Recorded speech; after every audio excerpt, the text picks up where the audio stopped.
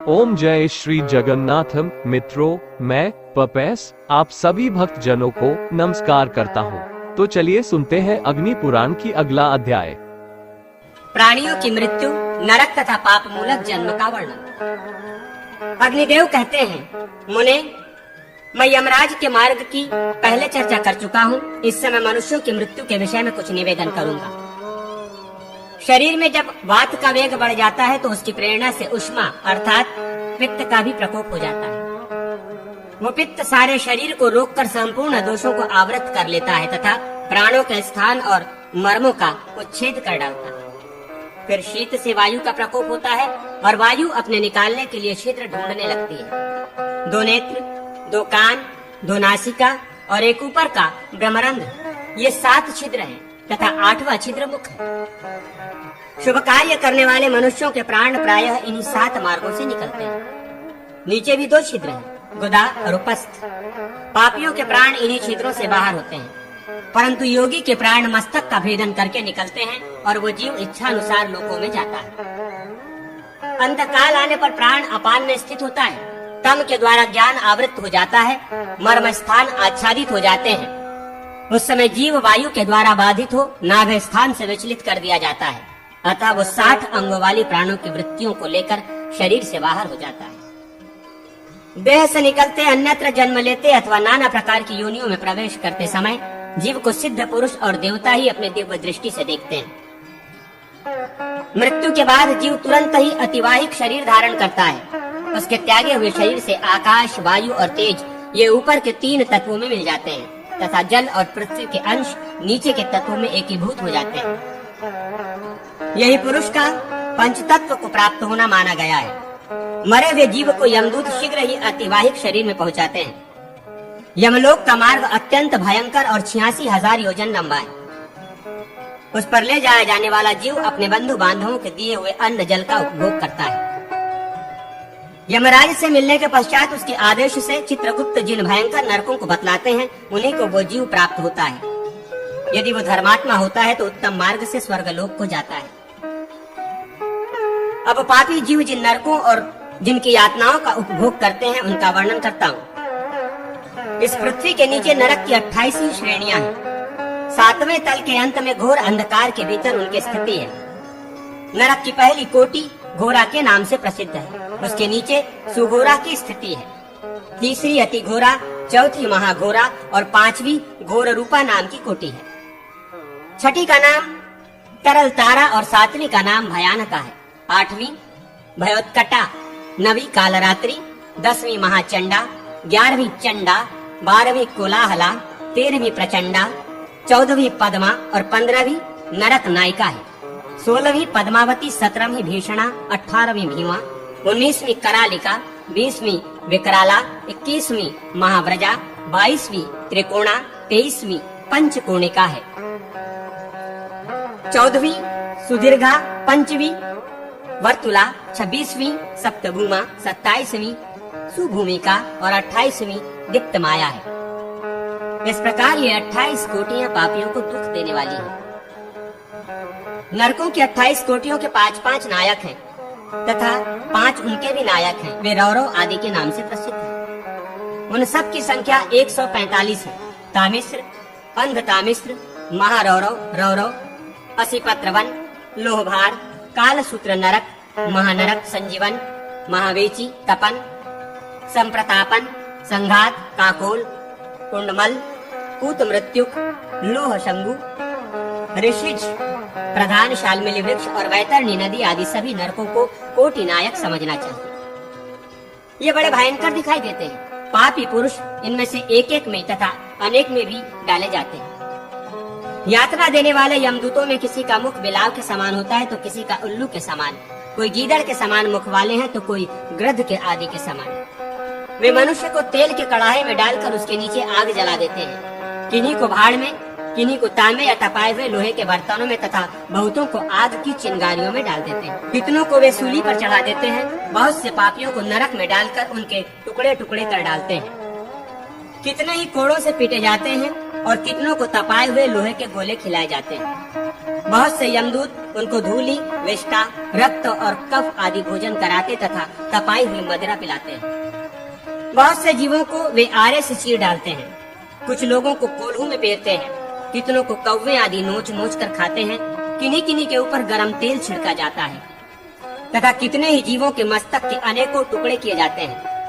उस समय पापी जीव अरे बाप रे कहकर चिल्लाते हैं और हाहाकार मचाते हुए अपने पाप कर्मों की निंदा करते हैं। इस प्रकार बड़े बड़े पातकों के फलस्वरूप भयंकर एवं निद्रित नरकों का कष्ट भोगकर कर्म क्षीण होने के पश्चात वे महापापी जीव पुनः इस मर्त्य लोक में जन्म लेते हैं। ब्रह्म हत्यारा पुरुष मृग, कुत्ते, सुअर और ऊंटों की योनि में जाता है। मदिरा पीने वाला गधे, चांडाल तथा मलेच्छों में जन्म पाता है। सोना चुराने वाले कीड़े मकोड़े और पतंगे होते हैं तथा गुरु पत्नी से गमन करने वाला मनुष्य तृण एवं लताओं में जन्म ग्रहण करता है। ब्रह्म हत्यारा राज यक्ष्मा का रोगी होता है। शराबी के दांत काले हो जाते हैं, सोना चुराने वाले का नख खराब होता है तथा गुरु पत्नी गामी के चमड़े दूषित होते हैं, अर्थात वो कोढ़ी हो जाता है। जो जिस पाप से संपर्क रखता है वो उसी का कोई चिन्ह लेकर जन्म ग्रहण करता है। अन्न चुराने वाला मायावी होता है। वाणी, कविता आदि की चोरी करने वाला गूंगा होता है। धान्य का अपहरण करने वाला जब जन्म ग्रहण करता है तब उसका कोई अंग अधिक होता है। चुगलखोर की नासिका से बदबू आती है। तेल चुराने वाला पुरुष तेल पीने वाला कीड़ा होता है तथा जो इधर की बातें उधर लगाया करता है उसके मुंह से दुर्गंध आती है। दूसरों की स्त्री तथा ब्राह्मण के धन का अपहरण करने वाला पुरुष निर्जन वन में ब्रह्म राक्षस होता है। रत्न चुराने वाला नीच जाति में जन्म लेता है। उत्तम गंध की चोरी करने वाला छछुंदर होता है। शाक पात चुराने वाला मुर्गा तथा अनाज की चोरी करने वाला चूहा होता है। पशु का अपहरण करने वाला बकरा, दूध चुराने वाला कौवा, सवारी की चोरी करने वाला ऊंट तथा फल चुरा कर खाने वाला बंदर होता है। शहद की चोरी करने वाला डांस, फल चुराने वाला गध तथा घर का सामान हड़प लेने वाला गृहकाक होता है। वस्त्र हड़पने वाला कोढ़ी, चोरी चोरी का रस स्वाद लेने वाला कुत्ता और नमक चुराने वाला झिंगुर होता है। ये आदि दैविक ताप का वर्णन किया गया है। शस्त्र आदि से कष्ट की प्राप्ति होना आदि भौतिक ताप है तथा ग्रह, अग्नि और देवता आदि से जो कष्ट होता है वो आदि दैविक ताप बतलाया गया है। इस प्रकार ये संसार 3 प्रकार के दुखों से भरा हुआ है। मनुष्य को चाहिए कि ज्ञान योग से, कठोर व्रतों से, दान आदि पुण्यों से तथा विष्णु की पूजा से इस दुखमय संसार का निवारण करे। यम और नियमों की व्याख्या, प्रणव की महिमा तथा भगवत पूजन का महात्म्य। अग्निदेव कहते हैं, मुने अब मैं अष्टांग योग का वर्णन करूंगा जो जगत के त्रिविध ताप से छुटकारा दिलाने का साधन है। ब्रह्म को प्रकाशित करने वाला ज्ञान भी योग से ही सुलभ होता है। एक चित्त होना, चित्त को एक जगह स्थापित करना योग है। चित्त वृत्तियों के निरोध को भी योग कहते हैं। जीवात्मा एवं परमात्मा में ही अंतःकरण की वृत्तियों को स्थापित करना उत्तम योग है। अहिंसा, सत्य, अस्तेय, ब्रह्मचर्य और अपरिग्रह ये 5 यम हैं। ब्रह्मन नियम भी 5 ही हैं जो भोग और मोक्ष प्रदान करने वाले हैं। उनके नाम ये हैं: शौच, संतोष, तप, स्वाध्याय और ईश्वराराधना। ईश्वर प्राणिधान, किसी भी प्राणी को कष्ट न पहुंचाना अहिंसा है। अहिंसा सबसे उत्तम धर्म है। जैसे राह चलने वाले अन्य सभी प्राणियों के पद चिन्ह हाथी के पद चिन्ह में समा जाते हैं, उसी तरह धर्म के सभी साधन अहिंसा में गतार्थ माने जाते हैं। हिंसा में 10 भेद हैं। किसी को उद्वेग में डालना, संताप देना, रोगी बनाना, शरीर से रक्त निकालना, चुगली खाना, किसी के हित में अत्यंत बाधा पहुंचाना, उसके छिपे हुए रहस्य का उद्घाटन करना, दूसरे को सुख से वंचित करना, अकारण कैद करना और प्राणदंड देना। जो बात दूसरे प्राणियों के लिए अत्यंत हितकर है वो सत्य है। सत्य का यही लक्षण है। सत्य बोले, प्रिय बोले, अप्रिय सत्य कभी न बोले। इसी प्रकार प्रिय असत्य भी मुंह से न निकाले, ये सनातन धर्म है।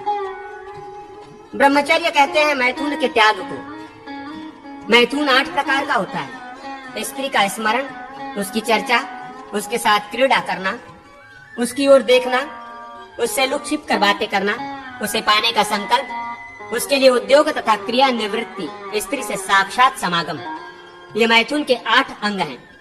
ऐसा मनुष्य पुरुषों का कथन है। ब्रह्मचर्य ही संपूर्ण शुभ कर्मों की सिद्धि का मूल है। उसके बिना सारी क्रिया निष्फल हो जाती है। वशिष्ठ, चंद्रमा, शुक्र, देवताओं के आचार्य बृहस्पति तथा पितामह ब्रह्मा जी ये तपोवृद्ध और वयोवृद्ध होते हुए भी स्त्रियों के मोह में फंस गए। गौड़ी, पैष्टी और माधवी ये 3 प्रकार की सुरा जाननी चाहिए। इसके बाद चौथी सुरा स्त्री है, जिसने सारे जगत को मोहित कर रखा है। मदिरा को तो पीने पर ही मनुष्य मतवाला होता है, परंतु युवती स्त्री को देखते ही उन्मत्त हो उठता है। नारी देखने मात्र में ही मन में उन्माद करती है, इसलिए उसके ऊपर दृष्टि न डाले। मन, वाणी और शरीर द्वारा चोरी से सर्वथा बचे रहना अस्तेय कहलाता है। यदि मनुष्य बलपूर्वक दूसरे की किसी भी वस्तु का अपहरण करता है तो उसे अवश्य तिर्यक योनि में जन्म लेना पड़ता है। यही दशा उसकी भी होती है जो हवन किए बिना, बलिवैश्व देव के द्वारा देवता आदि का भाग अर्पण किए बिना ही अवश्य भोज्य पदार्थ का भोजन कर लेता है। कौपीन, अपने शरीर को ढकने वाला वस्त्र, शीत का कष्ट निवारण करने वाली कंथा, गुदड़ी और खड़ाऊ, इतनी ही वस्तुएं साथ रखें। इनके सिवा और किसी वस्तु का संग्रह न करें। यही अपरिग्रह है। शरीर की रक्षा के साधन भूत वस्त्र आदि का संग्रह किया जा सकता है। कर्म के अनुष्ठान में लगे शरीर की यत्न पूर्वक रक्षा करनी चाहिए। शौच 2 प्रकार का बताया गया है, बाह्य और आभ्यंतर। मिट्टी और जल से बाह्य शुद्धि होती है और भाव की शुद्धि को आभ्यंतर शुद्धि कहते हैं। दोनों ही प्रकार से जो शुद्ध है वही शुद्ध है, दूसरा नहीं। प्रारब्ध के अनुसार जैसे तैसे जो कुछ भी प्राप्त हो जाए उसी में हर्ष मानना संतोष कहलाता है। मन और इंद्रियों की एकाग्रता को तप कहते हैं। मन और इंद्रियों पर विजय पाना सब धर्मों से श्रेष्ठ धर्म कहलाता है। तप 3 प्रकार का होता है, वाचिक, मानसिक और शारीरिक। मंत्र जप आदि वाचिक, आसक्ति का त्याग मानसिक और देव पूजन आदि शारीरिक तप है। ये तीनों प्रकार का तप सब कुछ देने वाला है। वेद प्रणव से ही आरंभ होते हैं, अतः प्रणव में संपूर्ण वेदों की स्थिति है। वाणी का जितना भी विषय है सब प्रणव है, इसलिए प्रणव का अभ्यास करना चाहिए। ये स्वाध्याय के अंतर्गत है। प्रणव अर्थात ओंकार में अकार, उकार तथा अर्ध मात्रा विशिष्ट मकार है। 3 मात्राएं तीनों वेद, भुवा आदि 3 लोक, 3 गुण, जागृत, स्वप्न और सुषुप्ति ये 3 अवस्थाएं तथा ब्रह्मा, विष्णु और शिव ये 3 देवता प्रणव रूप है। ब्रह्मा, विष्णु और रुद्र, स्कंद, देवी और महेश्वर तथा प्रद्युम्न, श्री और वासुदेव ये सब क्रमशः ओमकार के ही स्वरूप हैं। ओमकार मात्रा से रहित अथवा अनंत मात्राओं से युक्त है। वो द्वैत की निवृत्ति करने वाला तथा शिव स्वरूप है। ऐसे ओमकार को जिसने ज्ञान लिया वही मुनि है, दूसरा नहीं। प्रणव की चतुर्थी मात्रा जो अर्धमात्रा के नाम से प्रसिद्ध है, गांधारी कहलाती है। वो प्रयुक्त होने पर मूर्धा में लक्षित होती है। वही तुरीय नाम से प्रसिद्ध परम ब्रह्म है। वो ज्योतिर्मय है। जैसे घड़े के भीतर रखा हुआ दीपक महाप्रकाश करता है, वैसे ही मूर्धा में स्थित परम ब्रह्म भी भीतर अपने ज्ञान में ज्योति छिटकाए रखता है। मनुष्य को चाहिए कि मन से हृदय कमल में स्थित आत्मा या ब्रह्म का ध्यान करे और जिह्वा से सदा प्रणव का जप करता रहे। यही ईश्वर प्राणिधान है। प्रणव धनुष, जीवात्मा बाण है तथा ब्रह्म उसका लक्ष्य कहा जाता है। सावधान होकर उस लक्ष्य का भेदन करना चाहिए और बाण के समान उसमें तन्मय हो जाना चाहिए। ये एकाक्षर प्रणव ही ब्रह्म है। ये एकाक्षर ही परम तत्व है। उस एकाक्षर ब्रह्म को जानकर जो जिस वस्तु की इच्छा करता है उसको उसी की प्राप्ति हो जाती है। इस प्रणव का देवी गायत्री छंद है। अंतर्यामी ऋषि है, परमात्मा देवता है तथा भोग और मोक्ष की सिद्धि के लिए इसका विनियोग किया जाता है। इसके अंगन्यास की विधि इस प्रकार है। ओम भू अगन्यात्मने हृदयाय नमः। इस मंत्र से हृदय का स्पर्श करें। ओम भुव प्राजापत्यात्मने शिरसे स्वाहा, ऐसा कहकर मस्तक का स्पर्श करें। ओम स्व सर्वात्मने शिखाय वषट्, इस मंत्र से शिखा का स्पर्श करें। अब कवच बताया जाता है। ओम भूर्भुवः स्वः सत्यामने कवचाय हम, इस मंत्र से दाहिने हाथ की उंगलियों द्वारा बाईं भुजा के मूल भाग का और बाएं हाथ की उंगलियों से दाहिनी बाह के मूल भाग का एक ही साथ स्पर्श करें। तत्पश्चात पुनः ओम भूर्भुवः स्वः सत्यामने अस्त्राय फट्, ऐसा कहकर चुटकी बजाएं। इस प्रकार अगन्यास करके भोग और मोक्ष की सिद्धि के लिए भगवान विष्णु का पूजन, उनके नामों का जप तथा उनके उपदेश से तिल और घी आदि का हवन करें। इससे मनुष्य की समस्त कामनाएं पूर्ण होती है। यही ईश्वर पूजन है। इसका निष्काम भाव से ही अनुष्ठान करना उत्तम है। जो मनुष्य प्रतिदिन 12,000 प्रणव का जप करता है, उसको 12 महीने में परम ब्रह्म का ज्ञान हो जाता है। 1 करोड़ जप करने से अणिमा आदि सिद्धियां प्राप्त होती हैं। 1 लाख के जप से सरस्वती आदि की कृपा होती है।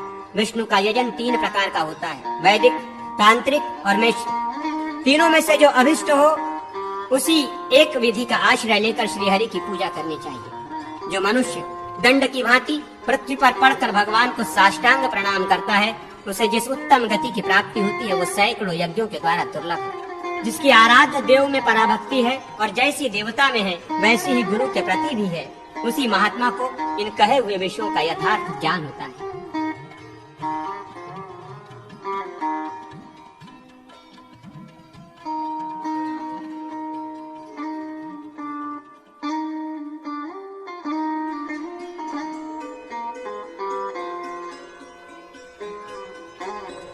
आसन, प्राणायाम और प्रत्याहार का वर्णन। अग्निदेव कहते हैं, मुने, पद्मासन आदि नाना प्रकार के आसन बताए गए हैं।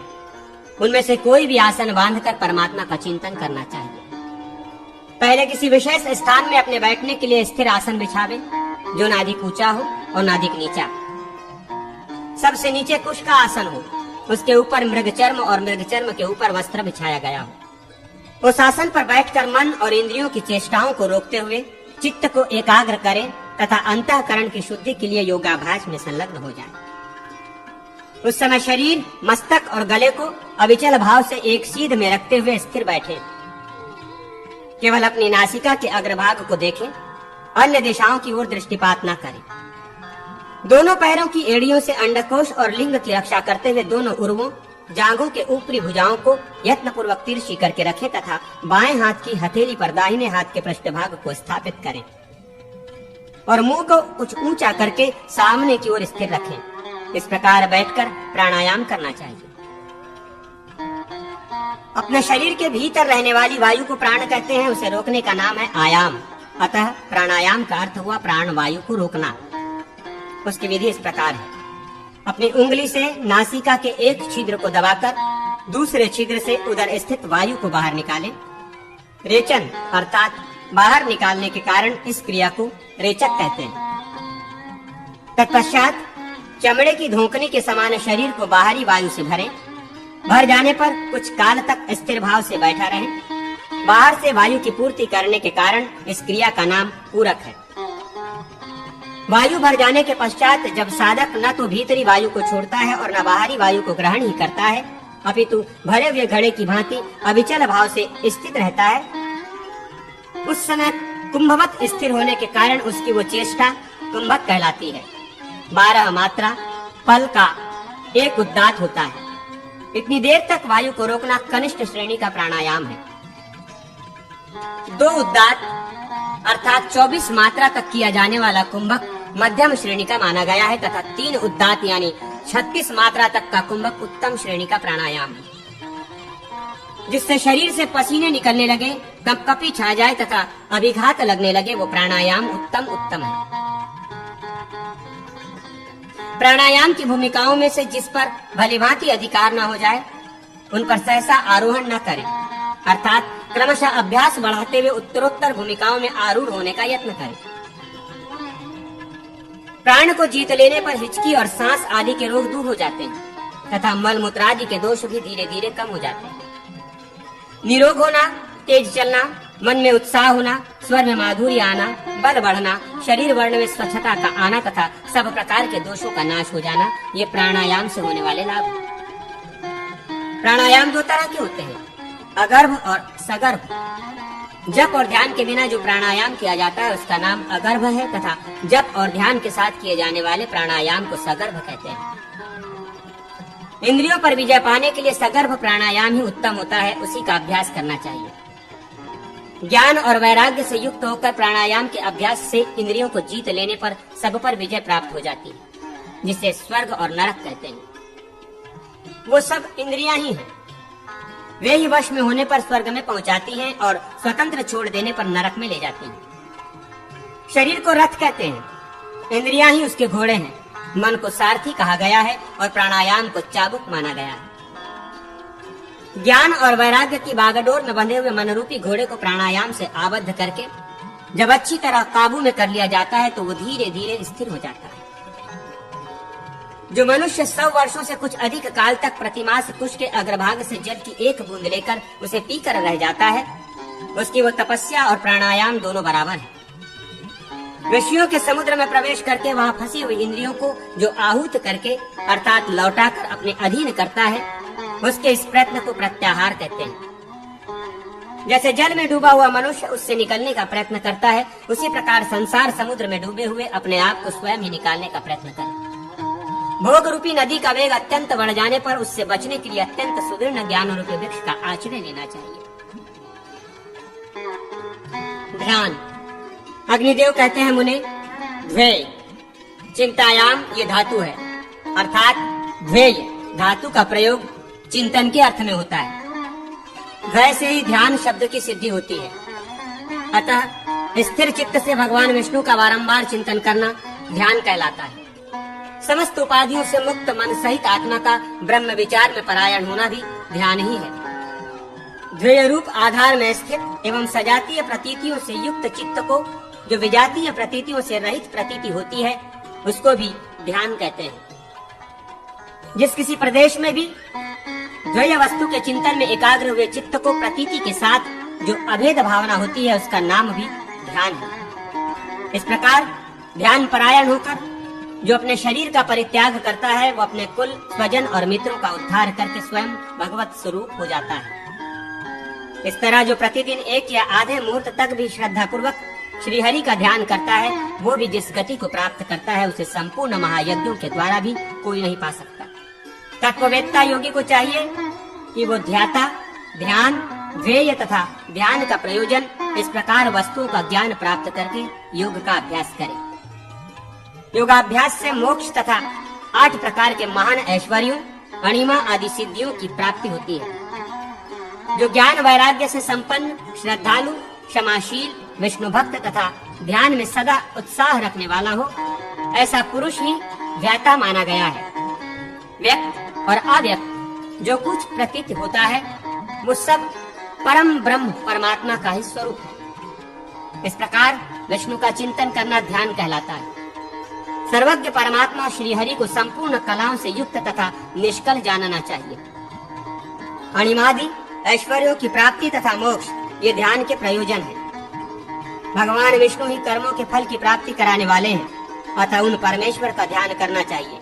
वे ही ध्येय हैं। चलते फिरते, खड़े होते, सोते जागते, आँख खोलते और आँख मीचते, इस समय भी शुद्ध या अशुद्ध अवस्था में भी निरंतर परमेश्वर का ध्यान करना चाहिए। अपने देह रूपी मंदिर के भीतर मन में स्थित हृदय कमल रूपी पीठ के मध्य भाग में भगवान केशव की स्थापना करके ध्यान योग के द्वारा उनका पूजन करें। ध्यान यज्ञ श्रेष्ठ, शुद्ध और सब दोषों से रहित है। उसके द्वारा भगवान का यजन करके मनुष्य मोक्ष प्राप्त कर सकता है। बाह्य शुद्धि से युक्त यज्ञों द्वारा भी इस फल की प्राप्ति नहीं हो सकती। हिंसा आदि दोषों से मुक्त होने के कारण ध्यान अंतःकरण की शुद्धि का प्रमुख साधन और चित्त को वश में करने वाला है। इसलिए ध्यान यज्ञ सबसे श्रेष्ठ और मोक्ष रूपी फल प्रदान करने वाला है। अतः अशुद्ध एवं अनित्य बाह्य साधन यज्ञ आदि कर्मों का त्याग करके योग का ही विशेष रूप से अभ्यास करें। पहले विकार युक्त, अव्यक्त तथा भोग भोग से युक्त तीनों गुणों का क्रमशः अपने हृदय में ध्यान करें। तमोगुण को रजोगुण से आच्छादित करके रजोगुण को सत्वगुण से आच्छादित करें। इसके बाद पहले कृष्ण, फिर रक्त, तत्पश्चात श्वेत वर्ण वाले तीनों मंडलों का क्रमशः ध्यान करें। इस प्रकार जो गुणों का ध्यान बताया गया है वो अशुद्ध ध्येय है। उसका त्याग करके शुद्ध ध्येय का चिंतन करें। पुरुष आत्मा सत्वोपाधिक गुणों से अतीत 24 तत्वों से परे 25वां तत्व है, वो शुद्ध ध्येय है। पुरुष के ऊपर उन्हीं की नाभि से प्रकट हुआ एक दिव्य कमल स्थित है, जो प्रभु का ऐश्वर्य ही जान पड़ता है। उसका विस्तार 12 अंगुल है। वो शुद्ध, विकसित तथा श्वेत वर्ण का है। उसका मृणाल 8 अंगुल का है। उस कमल के 8 पत्तों की अणिमा आदि 8 ऐश्वर्य जानने चाहिए। उसकी कर्णिका का केसर ज्ञान तथा नाल उत्तम वैराग्य है। विष्णु धर्म ही उसकी जड़ है। इस प्रकार कमल का चिंतन करें। धर्म, ज्ञान, वैराग्य एवं कल्याण में ऐश्वर्य स्वरूप उस श्रेष्ठ कमल को, जो भगवान का आसन है, जानकर मनुष्य अपने सब दुखों से छुटकारा पा जाता है। उस कमल कर्णिका के मध्य भाग में ओंकार में ईश्वर का ध्यान करें। उनकी आकृति शुद्ध दीप शिखा के समान दैवी पैमान एवं अंगूठे के बराबर है। वे अत्यंत निर्मल है। कदम्ब पुष्प के समान उनका गोलाकार स्वरूप तारा की भांति स्थित है। अथवा कमल के ऊपर प्रकृति अतीत परमेश्वर विराजमान है। अथवा कमल के ऊपर प्रकृति और पुरुष से भी अतीत परमेश्वर विराजमान है। ऐसा ध्यान करें तथा परम अक्षर ओमकार का निरंतर जप करता रहे। साधक को अपने मन को स्थिर करने के लिए पहले स्थूल का ध्यान करना चाहिए, फिर क्रमशः मन के स्थिर हो जाने पर उसे सूक्ष्म तत्व के चिंतन में लगाना चाहिए। अब कमल आदि का ध्यान दूसरे प्रकार से बतलाया जाता है। नाभि मूल में स्थित जो कमल की नाल है, उसका विस्तार 10 अंगुल है। नाल के ऊपर अष्टदल कमल है जो 12 अंगुल विस्तृत है। उसकी कर्णिका के केसर में सूर्य, सोम तथा अग्नि 3 देवताओं का मंडल है। अग्नि मंडल के भीतर शंख, चक्र, गदा एवं पद्म धारण करने वाले चतुर्भुज विष्णु अथवा 8 भुजाओं से युक्त भगवान श्री हरि विराजमान है। अष्टभुज भगवान के हाथों में शंख चक्रादि के अतिरिक्त प्रांग धनुष, अक्षमाला, पाश तथा अंकुश शोभा पाते हैं। उनके श्री विग्रह का वर्ण श्वेत एवं सुवर्ण के समान उद्दीप्त है। वक्ष स्थल में श्रीवत्स का चिन्ह और कौस्तुभ मणि शोभा पा रहे हैं। गले में मनमाला और सोने का हार है।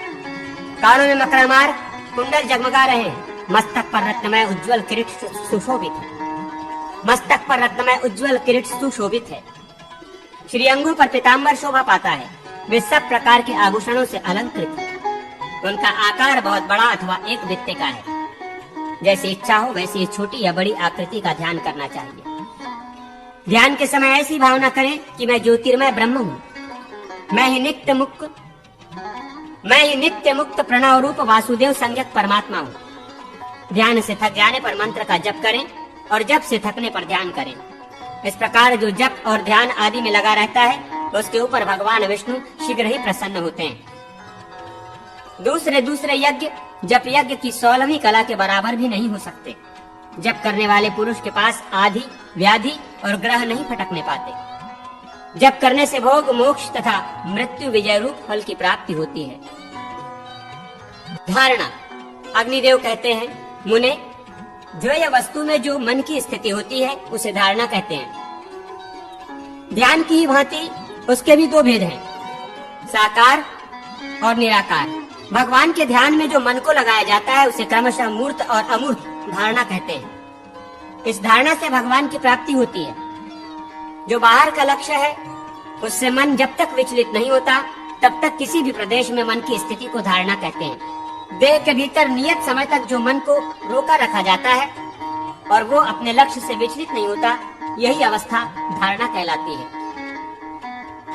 12 आयाम की धारणा होती है, 12 धारणा का ध्यान होता है तथा 12 ध्यान पर्यंत जो मन की एकाग्रता है उसे समाधि कहते हैं। जिसका मन धारणा के अभ्यास में लगा हुआ है, उसी अवस्था में यदि उसके प्राणों का परित्याग हो जाए तो वह पुरुष अपने 21 पीढ़ी का उद्धार करके अत्यंत उत्कृष्ट स्वर्ग पद को प्राप्त होता है। योगियों के जिस अंग में व्याधि की संभावना हो, उस अंग को बुद्धि से व्याप्त करके तत्वों की धारणा करनी चाहिए। द्विजोत्तम, आग्नेयी, वारुणी, ईशानी और अमृतात्मिकता, ये विष्णु की 4 प्रकार की धारणा करनी चाहिए। उस समय अग्नियुक्त शिखा मंत्र का, जिसके अंत में फट शब्द का प्रयोग होता है, जप करना उचित है। नाड़ियों के द्वारा विकट, दिव्य एवं शुभ शुलाग्र का वेधन करें। पैर के अंगूठे से लेकर कपोल तक किरणों का समूह व्याप्त है और वो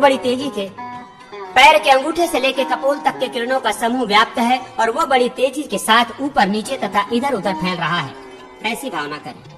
महामुने, श्रेष्ठ साधक को तब तक रश्मि मंडल का चिंतन करते रहना चाहिए जब तक कि वो अपने संपूर्ण शरीर को उसके भीतर भस्म होता न देखे।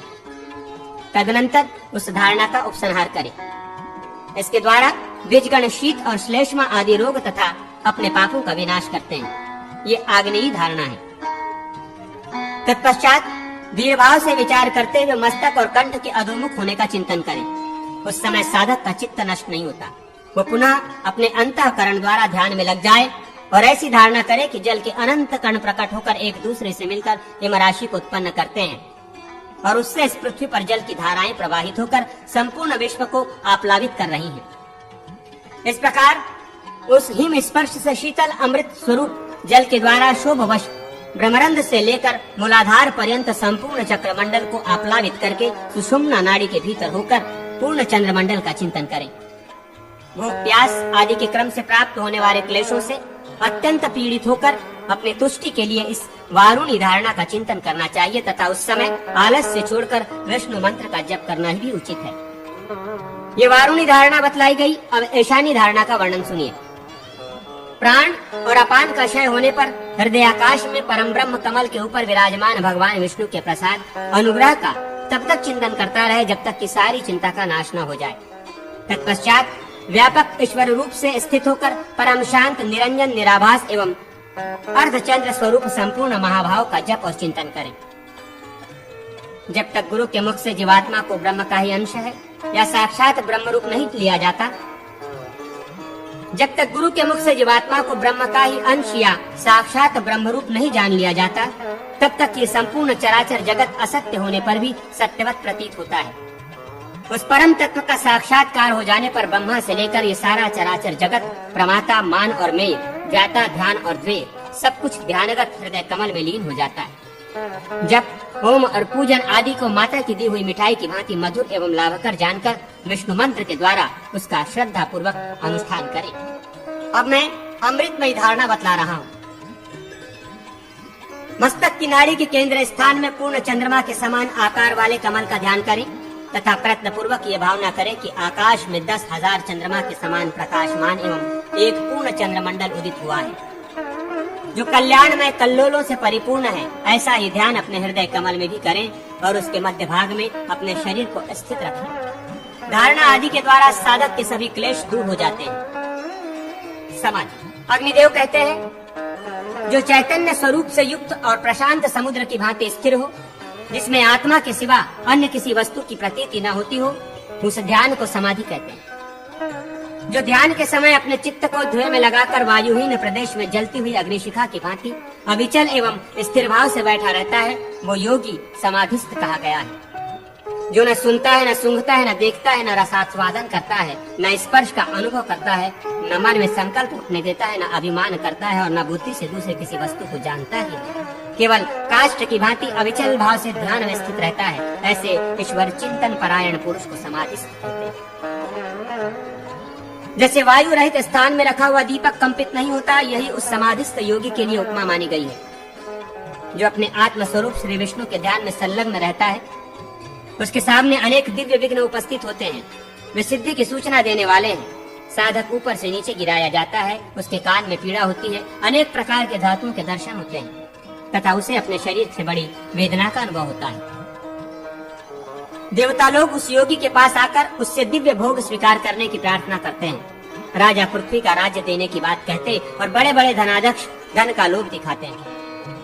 वेद आदि संपूर्ण शास्त्र स्वयं ही बिना पढ़े उसकी बुद्धि से स्फुरित हो जाते हैं। उसके द्वारा मनोनुकूल छंद और सुंदर विषय से युक्त उत्तम काव्य की रचना होने लगती है। दिव्य रसायन, दिव्य औषधियाँ तथा संपूर्ण शिल्प और कलाएं उसे प्राप्त हो जाती है। इतना ही नहीं, देवेश्वरों की कन्याएं और प्रतिभा आदि सद्गुण भी उसके पास बिना बुलाए जाते हैं। किंतु जो इन सब को तिनके के समान निस्सार मानकर त्याग देता है, उसी पर भगवान विष्णु प्रसन्न होते हैं।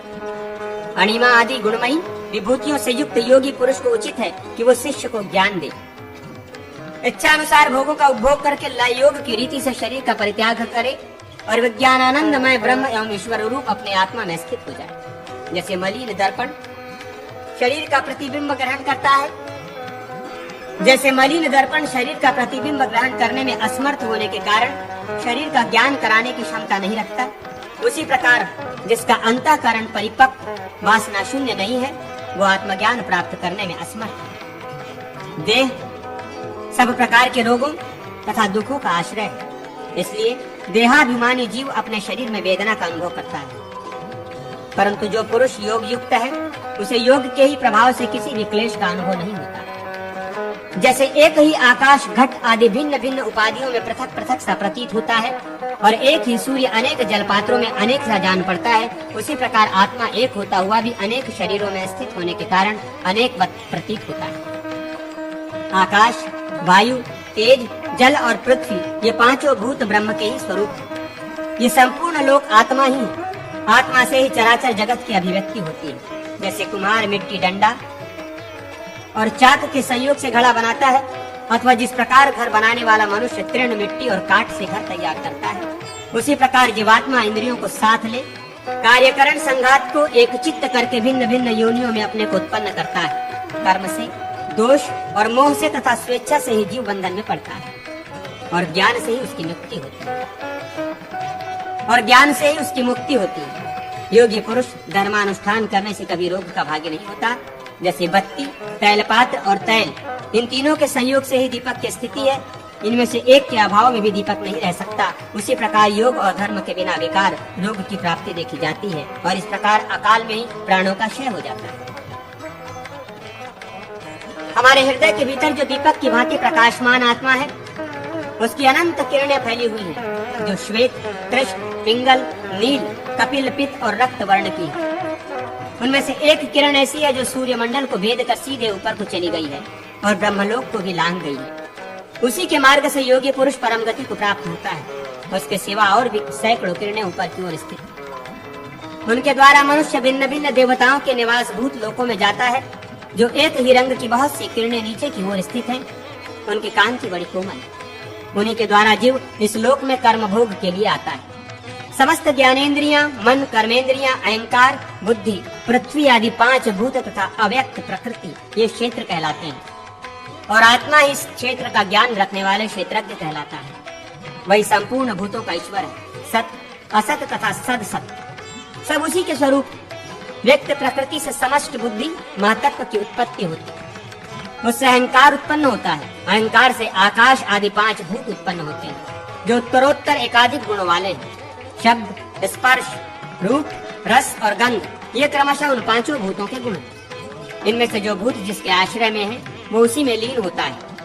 सत्व, रज और तम ये अव्यक्त प्रकृति के ही गुण हैं। जीव रजोगुण और तमोगुण से आविष्ट हो चक्र की भांति घूमता रहता है।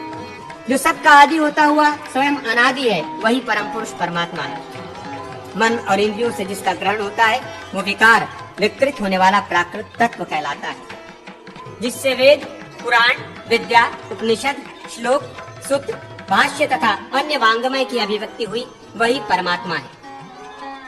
पितृयान मार्ग की उपविधि से लेकर अगस्त तारा के बीच का जो मार्ग है, उससे संतान की कामना वाले अग्निहोत्री लोग स्वर्ग में जाते हैं। जो भली भांति दान में तत्पर तथा 8 गुणों से युक्त होते हैं, वे भी उसी भांति यात्रा करते हैं। 88,000 गृहस्थ मुनि हैं जो सब धर्मों के प्रवर्तक हैं। वे ही पुनरावृत्ति के बीज कारण माने गए हैं। वे सप्तर्षियों तथा नागविधि के बीच के मार्ग से देवलोक में गए हैं। उतने ही अर्थात 88,000 मुनि और भी हैं, जो सब प्रकार के आरामों से रहित हैं। वे तपस्या, ब्रह्मचर्य, आसक्ति, त्याग तथा मेघ आसक्ति के प्रभाव से कल्प पर्यंत भिन्न भिन्न दिव्य लोकों में निवास करते हैं। वेदों का निरंतर स्वाध्याय, निष्काम यज्ञ, ब्रह्मचर्य, तप, इंद्रिय संयम, श्रद्धा, उपवास तथा सत्य भाषण ये आत्मज्ञान के हेतु। समस्त द्विजातियों को उचित है कि वे सत्वगुण का आश्रय लेकर आत्म तत्व का श्रवण, मनन, निधिध्यासन एवं साक्षात्कार करें। जो इसे इस प्रकार जानते हैं, जो वानप्रस्थ आश्रम का आश्रय ले चुके हैं और परम श्रद्धा से युक्त हो सत्य की उपासना करते हैं, वे क्रमशः अग्नि, दिन, शुक्ल पक्ष, उत्तरायण, देवलोक, सूर्यमंडल तथा विद्युत के अभिमानी देवताओं के लोकों में जाते हैं। तदनंतर मानस पुरुष वहां आकर उन्हें साथ ले जा ब्रह्मलोक का निवासी बना देता है। उनकी इस लोक में पुनरावृत्ति नहीं होती। जो लोग यज्ञ, तप और दान से स्वर्गलोक पर अधिकार प्राप्त करते हैं, वे क्रमशः धूम, रात्रि, कृष्ण पक्ष, दक्षिणायन, पितृलोक तथा चंद्रमा के अभिमानी देवताओं के लोकों में जाते हैं और फिर आकाश, वायु एवं जल के मार्ग से होते हुए इस पृथ्वी पर लौट आते हैं। इस प्रकार से वे इस लोक में जन्म लेते और मृत्यु के बाद पुनः उसी मार्ग से यात्रा करते हैं। जो जीवात्मा के इस दोनों मार्गों को नहीं जानता, वो सांप, पतंग अथवा कीड़ा मकोड़ा होता है। हृदय आकाश में दीपक की भांति प्रकाशमान ब्रह्म का ध्यान करने से जीव अमृत स्वरूप हो जाता है। जो न्याय से धन का उपार्जन करने वाला, तत्व ज्ञान में स्थित, अतिथि प्रेमी, श्राद्धकर्ता तथा सत्यवादी है, वो गृहस्थ भी मुक्त हो जाता है। श्रवण एवं मनन रूप ज्ञान। अग्निदेव कहते हैं, अब मैं संसार रूप अज्ञान जनित बंधन से छुटकारा पाने के लिए ब्रह्म ज्ञान का वर्णन करता हूँ। ये आत्मा परम ब्रह्म है और वो ब्रह्म मैं ही हूँ। ये आत्मा परम ब्रह्म है और वो ब्रह्म मैं ही हूँ। ऐसा निश्चय हो जाने पर मनुष्य मुक्त हो जाता है। घट आदि वस्तुओं की भांति यदि देह ही आत्मा होता तो सोने या मरने के बाद भी पूर्ववत व्यवहार करता। आत्मा के अविकारी आदि विशेषणों के समान विशेषण से युक्त निर्विकार रूप में प्रतीत होता। नेत्र आदि इंद्रियां भी आत्मा नहीं है, क्योंकि वे करण हैं। यही हाल मन का और बुद्धि का भी है। वे भी दीपक की भांति प्रकाश के करण हैं, अतः आत्मा नहीं हो सकते। प्राण भी आत्मा नहीं है, क्योंकि सुषुप्तावस्था में उस पर जड़ता का प्रभाव रहता है। जागृत और स्वप्नावस्था में प्राण के साथ चैतन्य मिला सा रहता है, इसलिए उसका पृथक बोध नहीं होता, परंतु सुषुप्तावस्था में प्राण विज्ञान रहित है। ये बात स्पष्ट रूप से जानी जाती है। अतएव आत्मा इंद्रिय आदि रूप नहीं है। ये बात स्पष्ट रूप से जानी जाती है। अतएव आत्मा इंद्रिय आदि रूप नहीं है। इंद्रिय आदि आत्मा के कारण मात्र है। अहंकार भी आत्मा नहीं है, क्योंकि देह की भांति वो भी आत्मा से पृथक उपलब्ध होता है। पूर्वोक्त देह आदि से भिन्न ये आत्मा सबके हृदय में अंतर्यामी रूप से स्थित है। ये रात में जलते हुए दीपक की भांति सबका दृष्टा और भोक्ता है। समाधि के आरंभ काल में मुनि को इस प्रकार चिंतन करना चाहिए। ब्रह्म से आकाश, आकाश से वायु, वायु से अग्नि, अग्नि से जल, जल से पृथ्वी तथा पृथ्वी से सूक्ष्म शरीर प्रकट हुआ है। अपंचीकृत भूतों से पंचीकृत भूतों की उत्पत्ति हुई है। फिर स्थूल शरीर का ध्यान करके ब्रह्म में उसके लय होने की भावना करें। पंजीकृत भूत तथा उनके कार्यों को विराट कहते हैं। आत्मा का वो स्थूल शरीर अज्ञान से कल्पित है। इंद्रियों के द्वारा जो ज्ञान होता है उसे धीर पुरुष जागृत अवस्था मानते हैं। जागृत के अभिमानी आत्मा का नाम विश्व है। ये इंद्रिय विज्ञान, जागृत अवस्था और उसके अभिमानी देवता, तीनों प्रणव की प्रथम मात्रा अकार स्वरूप है। अपंचीकृत भूत और उसके कार्य को लिंग कहा गया है। 17 तत्वों, 10 इंद्रिय, 5 तन्मात्रा और मन और बुद्धि से युक्त जो आत्मा का सूक्ष्म शरीर है, जिसे हिरण्यगर्भ नाम दिया गया है, उसी को लिंग कहते हैं। जागृत अवस्था के संस्कार से उत्पन्न विषयों की प्रतीति को स्वप्न कहा गया है। उसका अभिमानी आत्मा तेजस नाम से प्रसिद्ध है। वो जागृत के प्रपंच से पृथक तथा प्रणव की दूसरी मात्रा उकार रूप है। स्थूल तथा सूक्ष्म दोनों शरीरों का एक ही कारण है, आत्मा। आभास युक्त ज्ञान को अध्याहर्त ज्ञान कहते हैं। इन अवस्थाओं का साक्षी ब्रह्म न सत है, न असत, न सदसत रूप ही है। वो न तो अवयव युक्त है और न अवयव से रहित, न भिन्न है न अभिन्न, भिन्नाभिन्न रूप भी नहीं है। वो सर्वथा अनिर्वचनीय है। इस बंधन भूत संसार की सृष्टि करने वाला भी वही है। ब्रह्म एक है और केवल ज्ञान से प्राप्त होता है। कर्मों द्वारा उसकी उपलब्धि नहीं हो सकती। जब ब्रह्म ज्ञान के साधन भूत इंद्रियों का सर्वथा लय हो जाता है, केवल बुद्धि की ही स्थिति रहती है, उस अवस्था को सुषुप्ति कहते हैं। बुद्धि और सुषुप्ति दोनों के अभिमानी आत्मा का नाम प्राज्ञ है। ये तीनों मकार एवं प्रणव रूप माने गए हैं। ये प्राज्ञ ही अकार, उकार और मकार स्वरूप है। अहम पद का लक्षार्थ भूत चित्त स्वरूप आत्मा इन जागृत और स्वप्न आदि अवस्थाओं का साक्षी है। उसमें अज्ञान, उसके कार्यभूत संसारादिक बंधन नहीं है। मैं नित्य शुद्ध बुद्ध मुक्त सत्य आनंद एवं अद्वैत स्वरूप ब्रह्म हूँ। मैं ज्योतिर्मय परम ब्रह्म हूँ, सर्वथा मुक्त हूँ। प्रणव वाच्य परमेश्वर हूँ। मैं ज्ञान एवं समाधि रूप हूँ। मैं ही ज्ञान एवं समाधि रूप ब्रह्म हूँ। बंधन का नाश करने वाला भी मैं ही हूँ। चिरंतन आनंदमय सत्य ज्ञान और अनंत आदि नामों से लक्षित परम ब्रह्म मैं ही हूँ। ये आत्मा परम ब्रह्म है, ये ब्रह्म तुम हो। इस प्रकार गुरु द्वारा बोध कराए जाने पर जीव ये अनुभव करता है कि मैं इस देह से विलक्षण परम ब्रह्म हूँ।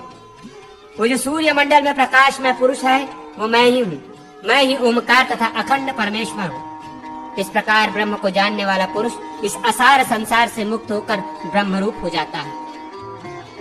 निधिध्यासन रूप ज्ञान। अग्निदेव कहते हैं, ब्रह्मन मैं पृथ्वी जल और अग्नि से रहित स्वप्रकाश में परम ब्रह्म हूँ। मैं वायु और आकाश से विलक्षण ज्योतिर्मय परम ब्रह्म हूँ। मैं कारण और कार्य से भिन्न ज्योतिर्मय परम ब्रह्म हूँ। मैं विराट स्वरूप स्थूल ब्रह्मांड से पृथक ज्योतिर्मय परम ब्रह्म हूँ। मैं जागृत अवस्था से रहित ज्योतिर्मय परम ब्रह्म हूँ। मैं विश्व रूप से विलक्षण ज्योतिर्मय परम ब्रह्म हूँ। मैं आकार अक्षर से रहित ज्योतिर्मय परम ब्रह्म हूँ। मैं वाक पाणी और चरण से हीन ज्योतिर्मय परम ब्रह्म हूँ। मैं पायु गुदा और उपस्थ लिंग या योनि से रहित ज्योतिर्मय परम ब्रह्म हूँ। मैं कान त्वचा और नेत्र से हीन ज्योतिर्मय परम ब्रह्म हूँ। मैं रस और रूप से शून्य ज्योतिर्मय परम ब्रह्म हूँ। मैं सब प्रकार की गंधों से रहित ज्योतिर्मय परम ब्रह्म हूँ।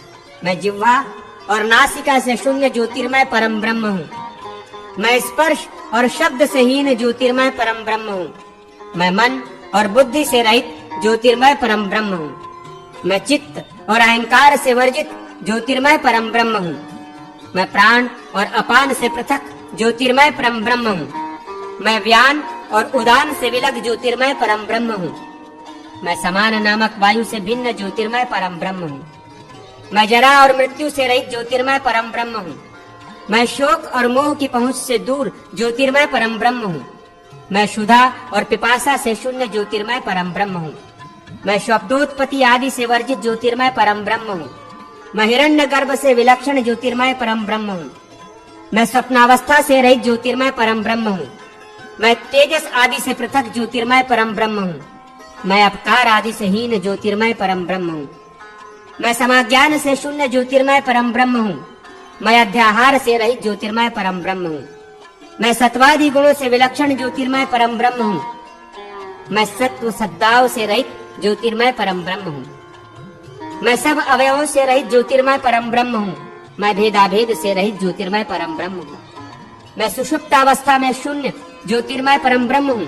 मैं प्राज्ञ भाव से रहित ज्योतिर्मय परम ब्रह्म हूँ। मैं मकारादि से रहित ज्योतिर्मय परम ब्रह्म हूँ। मैं माम और मेय से रहित ज्योतिर्मय परम ब्रह्म हूँ। मैं मीति माप और माता माप करने वाली से भिन्न ज्योतिर्मय परम ब्रह्म हूँ। मैं साक्षित्व आदि से रहित ज्योतिर्मय परम ब्रह्म हूँ। मैं कार्य कारण से भिन्न ज्योतिर्मय परम ब्रह्म हूँ। मैं देह इंद्रिय मन बुद्धि प्राण और अहंकार रहित तथा जागृत स्वप्न और सुषुप्ति आदि से मुक्त तुरीय ब्रह्म हूँ। मैं नित्य शुद्ध बुद्ध मुक्त सत्य आनंद और अद्वैत रूप ब्रह्म हूँ। मैं विज्ञान युक्त ब्रह्म हूँ। मैं सर्वथा मुक्त और प्राण प्रणव मैं सर्वथा मुक्त और प्रणव रूप हूँ। मैं सर्वथा मुक्त और प्रणव रूप हूँ। मैं ज्योतिर्मय परम ब्रह्म हूँ और मोक्ष देने वाला समाधि रूप परमात्मा भी मैं ही हूँ। भगवत स्वरूप का वर्णन तथा ब्रह्म भाव की प्राप्ति का उपाय। अग्निदेव कहते हैं, वशिष्ठ जी, धर्मात्मा पुरुष यज्ञ के द्वारा देवताओं को, तपस्या द्वारा विराट के पद को, कर्म के संन्यास द्वारा ब्रह्म पद को, वैराग्य से प्रकृति में लय को और ज्ञान से कैवल्य पद मोक्ष को प्राप्त होता है। इस प्रकार ये 5 गतियां मानी गई। प्रसन्नता, संताप और विषाद आदि से निवृत्त होना वैराग्य है। जो कर्म किए जा चुके हैं तथा जो अभी नहीं किए गए, उन सब की आसक्ति, फलेच्छा और संकल्प का परित्याग संन्यास कहलाता है। ऐसा हो जाने पर अव्यक्त से लेकर विशेष पर्यंत सभी पदार्थों के प्रति अपने मन में कोई विकार नहीं रह जाता। जड़ और चेतन की भिन्नता का ज्ञान विवेक होने से ही परमार्थ ज्ञान की प्राप्ति बतलाई जाती है। परमात्मा सबके आधार हैं, वे ही परमेश्वर हैं। वेदों और वेदांतों उपनिषदों में विष्णु नाम से उनका यशोगान किया जाता है। वे यज्ञों के स्वामी हैं। प्रवृत्ति मार्ग से चलने वाले लोग यज्ञ पुरुष के रूप में उनका यजन करते हैं तथा निवृत्ति मार्ग के पथिक ज्ञान योग के द्वारा उन ज्ञान स्वरूप परमात्मा का साक्षात्कार करते हैं। ह्रस्व, दीर्घ और प्लुत आदि वचन उन पुरुषोत्तम के ही स्वरूप। महामुने, उनकी प्राप्ति के दो हेतु बताए गए हैं, ज्ञान और कर्म। ज्ञान दो प्रकार का है, आगमजन्य और विवेकजन्य। शब्द ब्रह्म, वेदादि शास्त्र और प्रणव का बोध आगमजन्य है तथा परम ब्रह्म का ज्ञान विवेकजन्य ज्ञान है। ब्रह्म दो प्रकार से जानने योग्य है, शब्द ब्रह्म और परम ब्रह्म। वेदादि विद्या को शब्द ब्रह्म या अपर ब्रह्म कहते हैं और सत्व स्वरूप अक्षर तत्व परम ब्रह्म कहलाता है। ये परम ब्रह्म ही भगवत शब्द का मुख्य वाच्यार्थ है। पूजा, सम्मान आदि अन्य अर्थों में जो उसका प्रयोग होता है वो औपचारिक गौण है। महामुने, भगवत शब्द में जो भकार है उसके दो अर्थ हैं, पोषण करने वाला और सबका आधार तथा गकार का अर्थ है नेता। कर्मफल की प्राप्ति कराने वाला, गमयिता, प्रेरक और सृष्टा, सृष्टि करने वाला।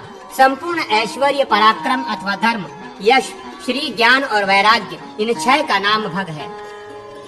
विष्णु में संपूर्ण भूत निवास करते हैं। वे भगवान सबके धारक तथा ब्रह्मा, विष्णु तथा शिव इन तीनों रूप में विराजमान है। अतः श्री हरि में ही भगवान पद मुख्य वृत्ति से विद्यमान है।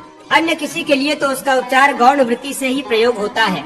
जो संपूर्ण प्राणियों के उत्पत्ति, विनाश, आवागमन तथा विद्या अविद्या को जानता है वही भगवान कहलाने योग्य है। त्याग करने योग्य दुर्गुण आदि को छोड़कर संपूर्ण ज्ञान, शक्ति, परम ऐश्वर्य, वीर्य तथा समग्र तेज, ये भगवत शब्द के वाच्यार्थ हैं। पूर्व काल में राजा कृष्णध्वज ने खांडिक्य जनक से इस प्रकार उपदेश किया था। अनात्मा में जो आत्म बुद्धि होती है, उसके स्वरूप की भावना होती है, वही अविद्या जनित संसार बंधन का कारण है। इस अज्ञान की अहंता और ममता दो रूपों में स्थित है। देहाभिमानी जीव मोहांधकार से आच्छादित हो कुत्सित बुद्धि के कारण इस पांच भौतिक शरीर में ये दृढ़ भावना कर लेता है कि मैं ही ये देह हूँ। इस पांच भौतिक शरीर में ये दृढ़ भावना कर लेता है कि मैं ही ये देह हूँ। इसी प्रकार इस शरीर से उत्पन्न किए हुए पुत्र पौत्र आदि में ये मेरे हैं, ऐसी निश्चित धारणा बना लेता है। विद्वान पुरुष अनात्म भूत शरीर में समभाव रखता है, उसके प्रति वो राग द्वेष के वशीभूत नहीं होता। मनुष्य अपने शरीर की भलाई के लिए ही सारे कार्य करता है, किंतु जब पुरुष से शरीर भिन्न है, किंतु जब पुरुष से शरीर भिन्न है तो वो सारा कर्म केवल बंधन का ही कारण होता है। वास्तव में तो आत्मा निर्वाणमय, शांत, ज्ञानमय तथा निर्मल है। दुखानुभव रूप जो धर्म है वो प्रकृति का है, आत्मा का नहीं। जैसे जल स्वयं तो अग्नि से असंग है, किंतु आग पर रखी हुई भटलोई के संसर्ग से उसमें ताप जनित खलखलाहट आदि के शब्द होते हैं। महामुने, इसी प्रकार आत्मा भी प्रकृति के संग से अहंता, ममता आदि दोष स्वीकार करके प्राकृत धर्मों को ग्रहण करता है। वास्तव में तो वो उनसे सर्वथा भिन्न और अविनाशी है। विषयों में आसक्त हुआ मन बंधन का कारण होता है। वही जब विषयों से निवृत्त हो जाता है तो ज्ञान प्राप्ति में सहायक होता है। अतः मन को विषयों से हटाकर ब्रह्म स्वरूप श्री हरि का स्मरण करना चाहिए। मुने, जैसे चुंबक पत्थर लोहे को अपनी ओर खींच लेता है, उसी प्रकार जो ब्रह्म का ध्यान करता है उसे वो ब्रह्म अपनी ही शक्ति से अपने स्वरूप में मिला लेता है। अपने प्रयत्न की अपेक्षा से जो मन की विशिष्ट गति होती है उसका ब्रह्म से संयोग होना है, योग कहलाता है। अपने प्रयत्न की अपेक्षा से जो मन की विशिष्ट गति होती है उसका ब्रह्म से संयोग होना ही योग कहलाता है। जो पुरुष स्थिर भाव से समाधि में स्थित होता है वो परम ब्रह्म को प्राप्त होता है। अतः यम, नियम, प्रत्याहार, प्राणजय, प्राणायाम इंद्रियों को विषयों की ओर से हटाने तथा उन्हें अपने वश में करने आदि उपायों के द्वारा चित्त को किसी शुभ आश्रय में स्थापित करें। ब्रह्म ही चित्त का शुभ आश्रय है। वो मूर्त और अमूर्त रूप से दो प्रकार का है। सनक, सनंदन आदि मुनि ब्रह्म भावना से युक्त है तथा देवताओं से लेकर स्थावर जंगम पर्यंत संपूर्ण प्राणी कर्म भावना से युक्त है। हिरण्यगर्भ ब्रह्म आदि में ब्रह्म भावना और कर्म भावना दोनों ही है। इस तरह ये तीन प्रकार की भावना बताई गई है। संपूर्ण विश्व ब्रह्म है। इस भाव से ब्रह्म की उपासना की जाती है। जहाँ सब वेद शांत हो जाते हैं, जो सत्ता मात्र और वाणी का अगोचर है तथा जिसे स्वयं सवेद, स्वयं ही अनुभव करने योग्य माना गया है, वही ब्रह्म ज्ञान है। वही रूपहीन विष्णु का उत्कृष्ट स्वरूप है जो अजन्मा और अविनाशी है। अमूर्त रूप का ध्यान पहले कठिन होता है, अतः मूर्त आदि का ही चिंतन करें। ऐसा करने वाला मनुष्य भगवत द्वार को प्राप्त हो परमात्मा के साथ एकीभूत अभिन्न हो जाता है। वेद की प्रतीति तो अज्ञान से ही होती है। वेद की प्रतीति तो अज्ञान से ही होती है।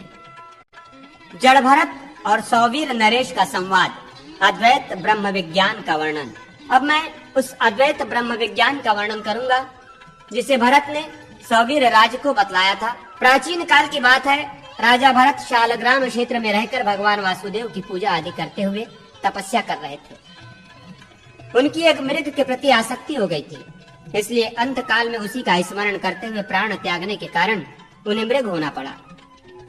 मृग योनि में भी वे जातिस्मर हुए।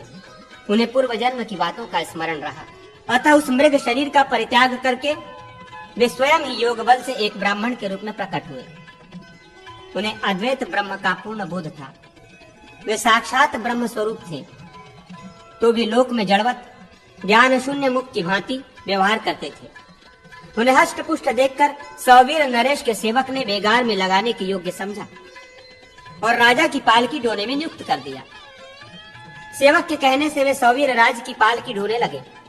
यद्यपि वे ज्ञानी थे, तथापि बेगार में पकड़ लिए जाने पर अपने प्रारब्ध भोग का क्षय करने के लिए राजा का भार वहन करने लगे।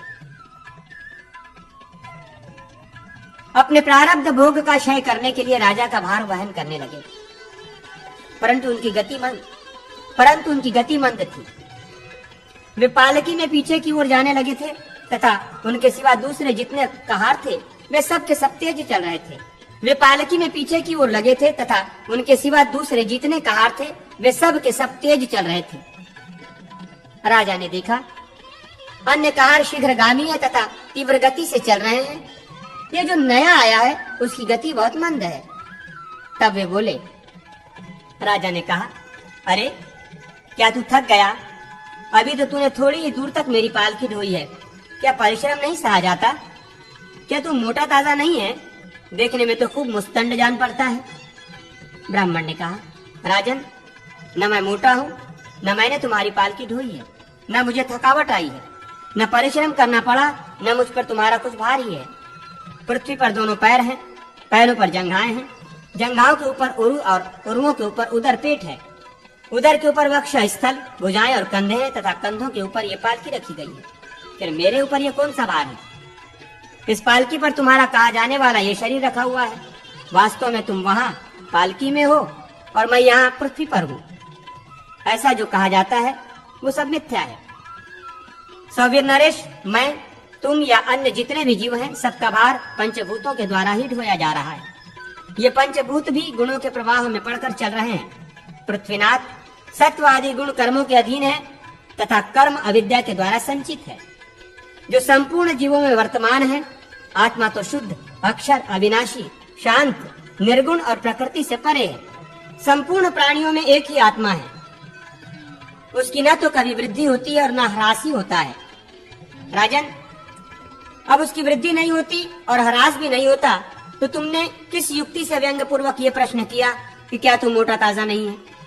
यदि पृथ्वी, पैर, जंघा, उरु, कटी और उदर आदि आधारों पर, यदि पृथ्वी, पैर, जंघा, उरु, कटी और उदर, यदि पृथ्वी, पैर, जंघा, उरु, कटी और उदर आदि, यदि पृथ्वी, पैर, जंघा, उरु, कटी और उदर आदि आधारों एवं कंधों पर रखी हुई ये पालकी मेरे लिए भार स्वरूप हो सकती है, तो ये आपत्ति तुम्हारे लिए भी समान ही है। अर्थात तुम्हारे लिए भी ये भार रूप कही जा सकती है। तथा इस युक्ति से अन्य सभी जंतुओं ने भी केवल पालकी ही नहीं उठा रखी है, पर्वत, पेड़, घर और पृथ्वी आदि का भार भी अपने ऊपर ले रखा है। नरेश, सोचो तो सही, जब प्रकृति जन्य साधनों से पुरुष सर्वथा भिन्न है, तो कौन सा महान भार मुझे सहन करना पड़ता है। जिस द्रव्य से ये पालकी बनी है, उसी से मेरे, तुम्हारे तथा इन संपूर्ण प्राणियों के शरीरों का निर्माण हुआ है। इन्हें सब की समान द्रव्यों से पुष्टि हुई है। ये सुनकर राजा पालकी से उतर पड़े और ब्राह्मण के चरण पकड़कर क्षमा मांगते हुए बोले, भगवान, अब पालकी छोड़कर मुझ पर कृपा कीजिए। मैं आपके मुख से कुछ सुनना चाहता हूँ। मुझे उपदेश दीजिए। साथ ही ये भी बताइए कि आप कौन हैं और किस निमित्त अथवा किस कारण से यहाँ आपका आगमन हुआ है। ब्राह्मण ने कहा, राजन सुनो, मैं अमुक हूँ, ये बात नहीं कही जा सकती। क्या तुमने जो आने का कारण पूछा है उसके संबंध में मुझे इतना ही कहना है, तथा तुमने जो आने का कारण पूछा है उसके संबंध में मुझे इतना ही कहना है कि कहीं भी आने जाने की क्रिया कर्म फल का उपभोग करने के लिए होती है।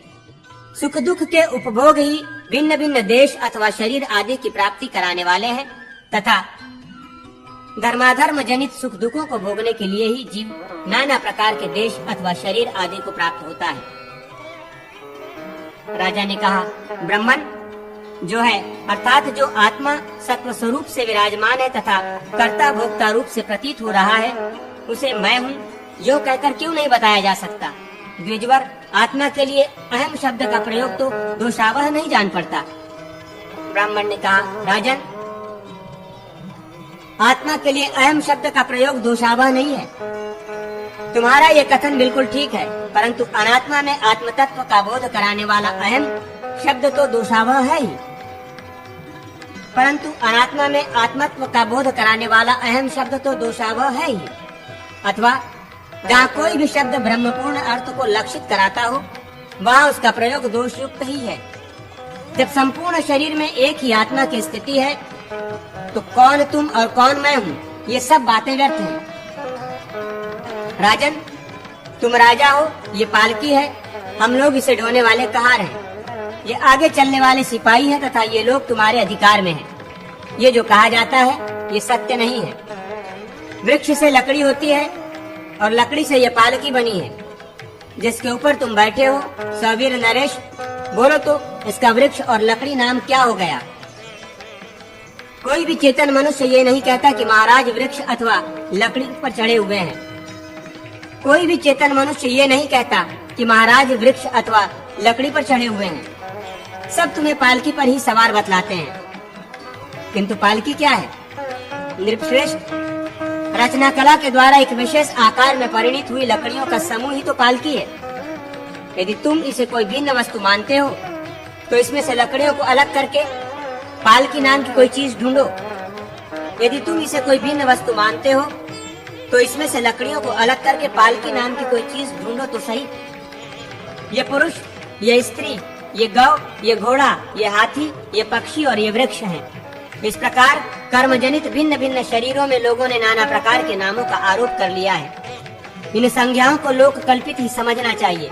जिह्वा अयम मैं का उच्चारण करती है, दांत, होठ, तालु और कंठ आदि भी उसका उच्चारण करते हैं, किंतु ये अहम मैं पद के वाच्यार्थ नहीं है, क्योंकि ये सब के सब शब्दोच्चारण के साधन मात्र हैं। इन कारणों या युक्तियों से जिह्वा कहती है कि वाणी ही अहम मैं हूँ, यद्यपि जिह्वा ये कहती है तथापि यदि मैं वाणी नहीं हूँ ऐसा कहा जाए तो यह कदापि मिथ्या नहीं है। राजन, मस्तक और गुदा आदि के रूप में जो शरीर है वो पुरुष आत्मा ये सर्वथा भिन्न है। ऐसी दशा में मैं किस अवयव के लिए अहम संज्ञा का प्रयोग करूं। गोपाल शिरोमणे, यदि मुझ आत्मा से भिन्न कोई भी अपनी पृथक सत्ता रखता हो तो ये मैं हूँ, ये दूसरा है, ऐसी बात भी कही जा सकती है। वास्तव में पर्वत, पशु तथा वृक्ष आदि का भेद सत्य नहीं है। शरीर दृष्टि से ये जितने भी भेद प्रतीत हो रहे हैं सब के सब कर्मजन्य हैं। संसार में जिसे राजा या राजसेवक कहते हैं वो तथा और भी इस तरह की जितनी संज्ञाएं हैं वे कोई भी निर्विकार सत्य नहीं है। भोपाल, तुम संपूर्ण लोक के राजा हो, अपने पिता के पुत्र हो, शत्रु के लिए शत्रु हो, धर्मपत्नी के पति हो और पुत्र के पिता हो।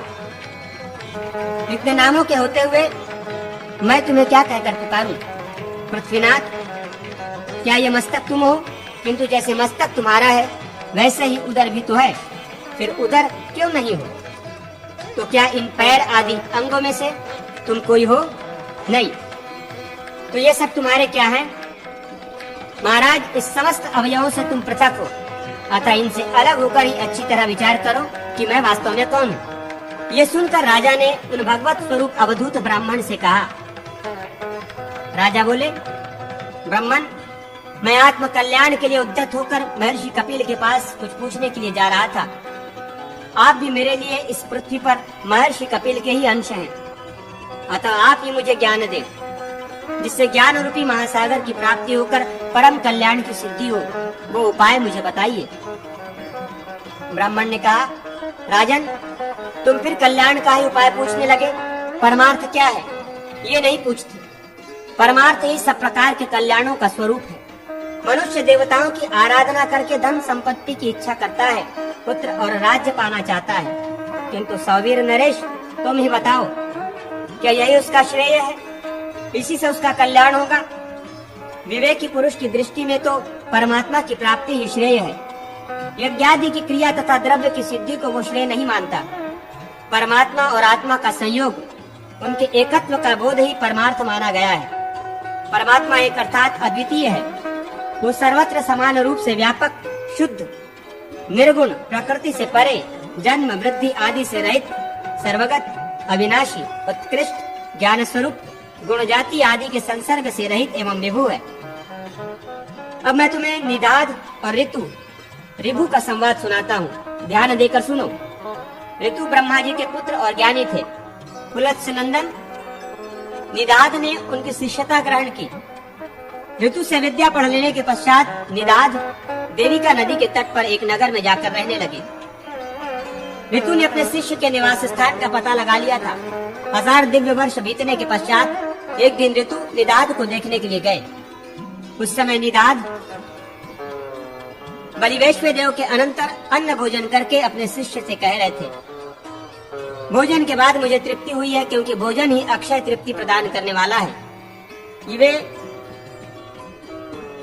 ये कहकर वे तत्काल आए हुए अतिथि से भी तृप्ति के विषय में पूछने लगे। तब ऋतु ने कहा, ब्राह्मण, जिसको भूख लगी होती है उसी को भोजन के पश्चात तृप्ति होती है। मुझे तो कभी भूख ही नहीं लगी, फिर मेरी तृप्ति के विषय में क्यों पूछते हो? भूख और प्यास देह के धर्म है। मुझे आत्मा का ये कभी स्पर्श नहीं करते। तुमने पूछा इसलिए कहता हूँ, मुझे सदा ही तृप्ति बनी रहती है। पुरुष आत्मा आकाश की भांति सर्वत्र व्याप्त है और मैं वो प्रत्यगात्मा ही हूँ। अतः तुमने जो मुझसे ये पूछा कि आप कहाँ से आते हैं, ये प्रश्न कैसे सार्थक हो सकता है? मैं न कहीं जाता हूँ न आता हूँ और न किसी एक स्थान में रहता हूँ। न तुम मुझसे भिन्न हो न मैं तुमसे अलग हूँ। जैसे मिट्टी का घर मिट्टी से लीपने पर सुदृढ़ होता है, उसी प्रकार ये पार्थिव देह ही पार्थिव अन्न के परमाणुओं से पुष्ट होता है। ब्रह्मन, मैं तुम्हारा आचार्य ऋतु हूँ और तुम्हें ज्ञान देने के लिए यहाँ आया हूँ। अब जाऊंगा। तुम्हें परमार्थ तत्व का उपदेश कर दिया। इस प्रकार तुम इस संपूर्ण जगत को एकमात्र वासुदेवक संग परमात्मा का ही स्वरूप समझो। इसमें भेद का सर्वथा अभाव है। तत्पश्चात 1000 वर्ष व्यतीत होने पर ऋतु पुनः उस नगर में गए। वहां जाकर उन्होंने देखा निदाद नगर के पास एकांत स्थान में खड़े हैं। तब वे उनसे बोले, भैया, इस एकांत स्थान में क्यों खड़े हो? निदाद ने कहा, ब्राह्मण, मार्ग में मनुष्यों की बहुत बड़ी भीड़ खड़ी है, क्योंकि ये नरेश इस समय इस रमणीय नगर में प्रवेश करना चाहते हैं, इसलिए मैं यहाँ ठहर गया हूँ।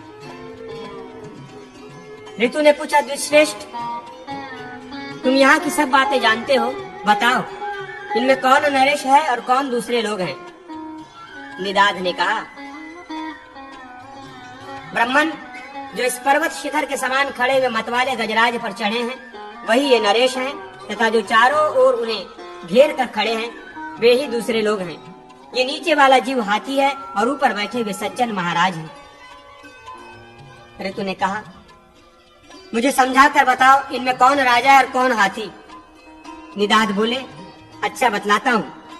ये कहकर निदाद ऋतु के ऊपर चढ़ गए और बोले, अब दृष्टांत देखकर तुम वाहन को समझ लो। मैं तुम्हारे ऊपर राजा के समान बैठा हूँ और तुम मेरे नीचे हाथी के समान खड़े हो। तब ऋतु ने निदाद से कहा, मैं कौन हूँ और तुम्हें क्या कहूँ? इतना सुनते ही निदाद उतरकर उनके चरणों में पड़ गए और बोले, निश्चय ही आप मेरे गुरुजी महाराज हैं, क्योंकि दूसरे किसी का हृदय ऐसा नहीं है जो निरंतर अद्वैत संस्कार से सुसंस्कृत होता रहता हो। निश्चय ही आप मेरे गुरुजी महाराज हैं, क्योंकि दूसरे किसी का हृदय ऐसा नहीं है जो निरंतर अद्वैत संस्कार से सुसंस्कृत रहता हो। ऋतु ने निदाद से कहा, मैं तुम्हें ब्रह्मा का बोध कराने के लिए आया था और परमार्थ सारभूत अद्वैत तत्व का दर्शन तुम्हें करा दिया। ब्राह्मण, जड़ भरत कहते हैं, राजन, निदाद इस उपदेश के प्रभाव से अद्वैत परायण हो गए। अब वे संपूर्ण प्राणियों को अपने से अभिन्न देखने लगे। उन्होंने ज्ञान से मोक्ष प्राप्त किया था, उसी प्रकार तुम भी प्राप्त करोगे। तुम, मैं तथा ये संपूर्ण जगत सब एकमात्र व्यापक विष्णु का ही स्वरूप है। जैसे एक ही आकाश नीले पीले आदि भेदों से अनेक सा दिखाई देता है, उसी प्रकार भ्रांत दृष्टि वाले पुरुषों को एक ही आत्मा भिन्न भिन्न रूपों में दिखाई देता है। अग्निदेव कहते हैं, वशिष्ठ जी, इस सारभूत ज्ञान के प्रभाव से सवीर नरेश भवबंधन से मुक्त हो गए। ज्ञान स्वरूप ब्रह्म ही अज्ञान में संसार वृक्ष का शत्रु है, इसका निरंतर चिंतन करते रहिए। गीता सार।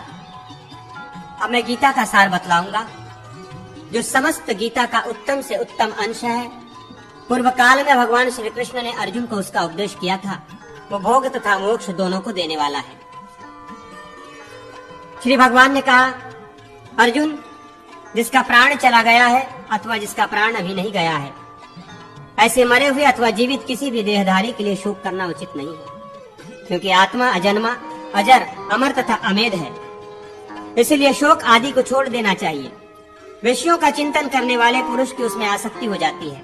आसक्ति से काम, काम से क्रोध और क्रोध से अत्यंत मोह, विवेक का अभाव होता है। मोह से स्मरण शक्ति का ह्रास और उससे बुद्धि का नाश हो जाता है।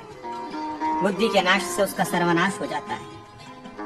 सत्पुरुषों का संग करने से बुरे संग छूट जाते हैं, आसक्तियां दूर हो जाती हैं। फिर मनुष्य अन्य सब कामनाओं का त्याग करके केवल मोक्ष की कामना रखता है। कामनाओं के त्याग से मनुष्य की आत्मा अर्थात अपने स्वरूप में स्थित होती है। उस समय वो स्थिर प्रज्ञ कहलाता है। संपूर्ण प्राणियों के लिए जो रात्रि है अर्थात समस्त जीव जिसकी ओर से बेखबर होकर सो रहे हैं, उस परमात्मा के स्वरूप में भगवत प्राप्त संयमी योगी पुरुष जागता रहता है। तथा जिस क्षणभंगुर सांसारिक सुख में सब भूत प्राणी जागते हैं, अर्थात जो विषय भोग उनके सामने दिन के समान प्रकट है, वो ज्ञानी मुनि के लिए रात्रि ही समान है। अर्थात जो विषय भोग उनके सामने दिन के समान प्रकट है, वो ज्ञानी मुनि के लिए रात्रि के ही समान है। जो अपने आप में ही संतुष्ट है, उसके लिए कोई कर्तव्य शेष नहीं है। इस संसार में उस आत्माराम पुरुष को न तो कुछ करने से प्रयोजन है और न करने से ही। महाबाहो, जो गुण विभाग और कर्म विभाग के तत्व को जानता है, वो ये समझकर कि संपूर्ण गुण गुणों में ही बरत रहे हैं, कहीं आसक्त नहीं होता। अर्जुन, तुम ज्ञान रूपी नौका का सहारा लेने से निश्चय ही संपूर्ण पापों को तर जाओगे। ज्ञान रूपी अग्नि सब कर्मों को जलाकर भस्म कर डालती है। जो सब कर्मों को परमात्मा में अर्पण करके आसक्ति छोड़कर कर्म करता है, वो पाप से लिप्त नहीं होता। ठीक उसी तरह जैसे कमल का पत्ता पानी से लिप्त नहीं होता।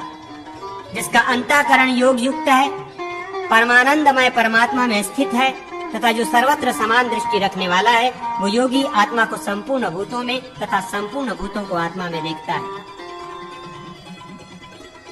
योग भ्रष्ट पुरुष शुद्ध आचार विचार वाले श्रीमानों धर्मानों के घर में जन्म लेता है। तात कल्याण में शुभ कर्मों का अनुष्ठान करने वाला पुरुष कभी दुर्गति को प्राप्त नहीं होता। मेरी ये त्रिगुणमयी माया अलौकिक है, इसका पार पाना बहुत कठिन है। जो केवल मेरी शरण लेते हैं, वे ही इस माया को लांघ पाते हैं। भरतश्रेष्ठ, आर्थ, जिज्ञासु, अर्थार्थी और ज्ञानी, ये चार प्रकार के मनुष्य मेरा भजन करते हैं। इनमें से ज्ञानी तो मुझसे एकीभूत होकर स्थित रहता है। अविनाशी परम तत्व सच्चिदानंदमय परमात्मा ब्रह्म है। स्वभाव अर्थात जीवात्मा को अध्यात्म कहते हैं। भूतों की उत्पत्ति और वृद्धि करने वाले विसर्ग का, यज्ञ दान आदि के निमित्त किए जाने वाले द्रव्यादि के त्याग का, नाम कर्म है विनाशशील पदार्थ अभिभूत है तथा पुरुष हिरण्य गर्भ अधिदैवत है। देहधारियों में श्रेष्ठ अर्जुन, इस देह के भीतर मैं वासुदेव ही अधियज्ञ हूँ। अंतकाल में मेरा स्मरण करने वाला पुरुष मेरे स्वरूप को प्राप्त होता है, इसमें तनिक भी संदेह नहीं है। मनुष्य अंतकाल में जिस जिस भाव का स्मरण करते हुए अपने देह का परित्याग करता है, उसी को वो प्राप्त होता है। मृत्यु के समय जो प्राणों को भवों के मध्य में स्थापित करके ओम इस एकाक्षर ब्रह्म का उच्चारण करते हुए देह त्याग करता है, वो मुझ परमेश्वर को ही प्राप्त करता है। ब्रह्मा जी से लेकर तुच्छ कीट तक जो कुछ दिखाई देता है, सब मेरी ही विभूतियां हैं। जितने भी श्री संपन्न और शक्तिशाली प्राणी हैं, सब मेरे अंश हैं। मैं अकेला ही संपूर्ण विश्व के रूप में स्थित हूँ, ऐसा जानकर मनुष्य मुक्त हो जाता है। यह शरीर क्षेत्र है, जो इसे जानता है उसको क्षेत्रज्ञ कहा जाता है। क्षेत्र और क्षेत्रज्ञ को जो यथार्थ रूप से जानता है, वही मेरे मत में ज्ञान है। 5 महाभूत, अहंकार, बुद्धि, अव्यक्त, मूल प्रकृति, 10 इंद्रियां, एक मन, 5 इंद्रियों के विषय, इच्छा, द्वेष, सुख दुख, स्थूल शरीर, चेतना और धृति, ये विकारों सहित क्षेत्र है, जिसे यहाँ संक्षेप से बतलाया गया है। अभिमान शून्यता, दंभ का अभाव, अहिंसा, क्षमा, सरलता, गुरु सेवा, बाहर भीतर की शुद्धि, अंतःकरण की स्थिरता, मन, इंद्रिय एवं शरीर का निग्रह, विषय भोगों में आसक्ति का अभाव, अहंकार का न होना, जन्म, मृत्यु, जरा तथा रोग आदि में दुख रूप दोष का बारंबार विचार करना, पुत्र, स्त्री और गृह आदि में आसक्ति और ममता का अभाव, प्रिय और अप्रिय की प्राप्ति में सदा ही समान चित्त रहना, हर्ष शोक के वशीभूत न होना, मुझ परमेश्वर में अनन्य भाव से अविचल भक्ति का होना, पवित्र एवं एकांत स्थान में रहने का स्वभाव, विषयी मनुष्यों के समुदाय में प्रेम का अभाव, अध्यात्म ज्ञान में स्थिति तथा तत्व ज्ञान स्वरूप परमेश्वर का निरंतर दर्शन, ये सब ज्ञान कहा गया है। और जो इसके लिए विपरीत है वो अज्ञान है। अब जो ज्ञेय अर्थात जानने योग्य है, उसका वर्णन करूंगा। जिसको जानकर मनुष्य अमृत स्वरूप परमात्मा को प्राप्त होता है, ज्ञेय तत्व अनादि है और परम ब्रह्म के नाम से प्रसिद्ध है। उसे न सत कहा जा सकता है न असत। वो इन दोनों से विलक्षण है। उसके सब ओर हाथ पैर हैं, सब ओर नेत्र, सिर और मुख हैं तथा सब ओर कान हैं। वो संसार में सबको व्याप्त करके स्थित है। सब इंद्रियों से रहित होकर भी समस्त इंद्रियों के विषयों को जानने वाला है।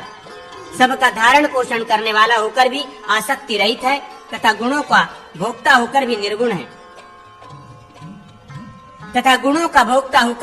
है। वो परमेश्वर संपूर्ण प्राणियों के बाहर और भीतर भी विद्यमान है। चर और अचर सब उसी के स्वरूप हैं। सूक्ष्म होने के कारण वो अविज्ञेय है। वही निकट है और वही दूर। यद्यपि वो विभाग रहित है, आकाश की भांति अखंड रूप से सर्वत्र परिपूर्ण है, तथापि संपूर्ण भूतों में विभक्त पृथक पृथक स्थित हुआ सा प्रतीत होता है। उसे विष्णु रूप से सब प्राणियों का पोषक, रुद्र रूप से सबका संहारक और ब्रह्म रूप से सबको उत्पन्न करने वाला जानना चाहिए।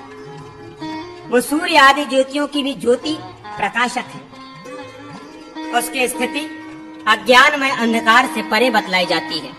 वो परमात्मा ज्ञान स्वरूप जानने के योग्य, तत्व ज्ञान से प्राप्त होने वाला और सबके हृदय में स्थित है। उस परमात्मा को कितने ही मनुष्य सूक्ष्म बुद्धि से ध्यान के द्वारा अपने अंतःकरण में देखते हैं। दूसरे लोग सांख्य योग के द्वारा तथा कुछ अन्य मनुष्य कर्म योग के द्वारा देखते हैं।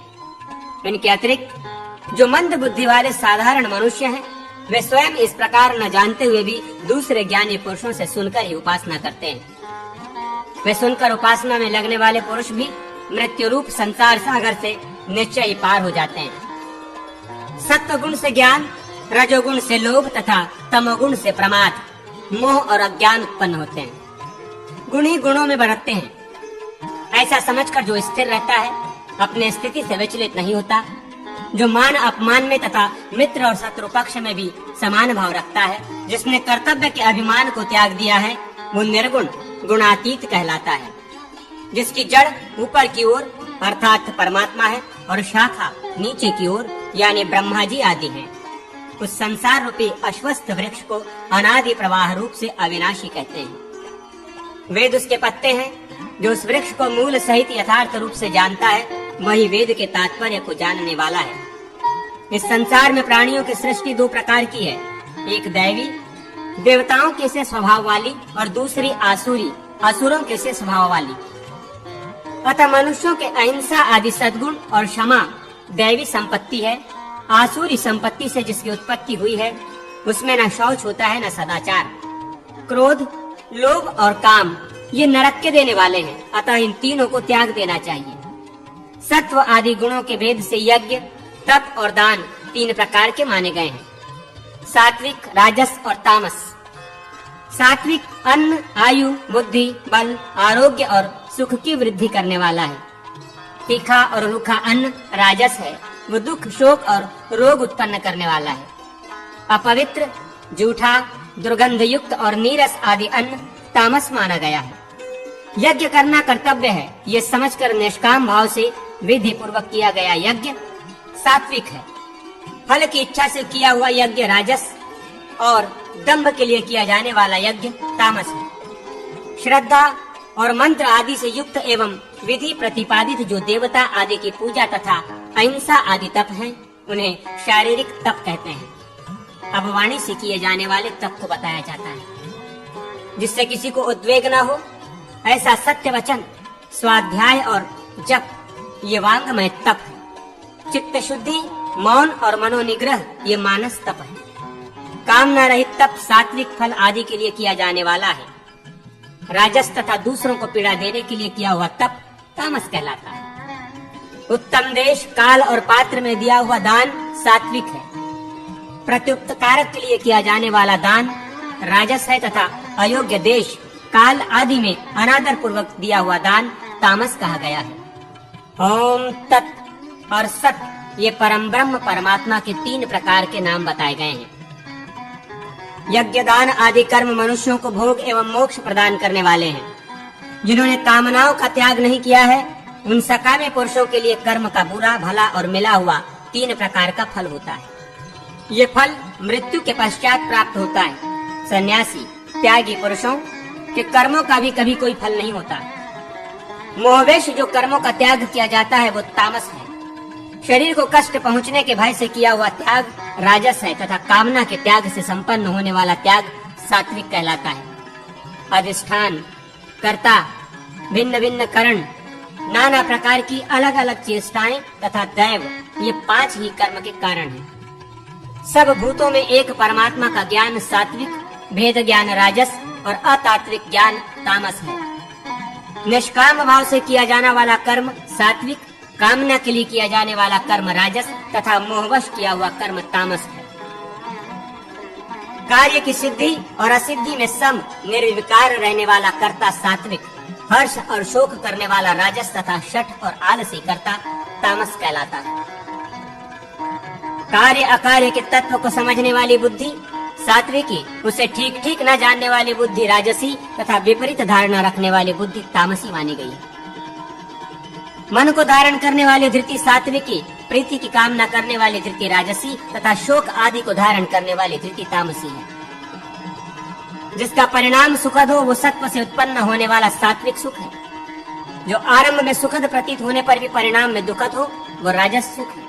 तथा जो आदि और अंत में भी दुख ही दुख है, वो आपाततः प्रतीत होने वाला सुख तामस कहा गया है। जिससे सब भूतों की उत्पत्ति हुई है और जिसने ये संपूर्ण जगत व्याप्त है, उस विष्णु को अपने अपने स्वाभाविक कर्म द्वारा पूज कर मनुष्य परम सिद्धि को प्राप्त कर लेता है। जो सब अवस्थाओं में और सर्वदा मन, वाणी एवं कर्म के द्वारा ब्रह्मा से लेकर तुच्छ कीट पर्यंत संपूर्ण जगत को भगवान विष्णु का स्वरूप समझता है, वो भगवान में भक्ति रखने वाला भागवत पुरुष सिद्धि को प्राप्त होता है।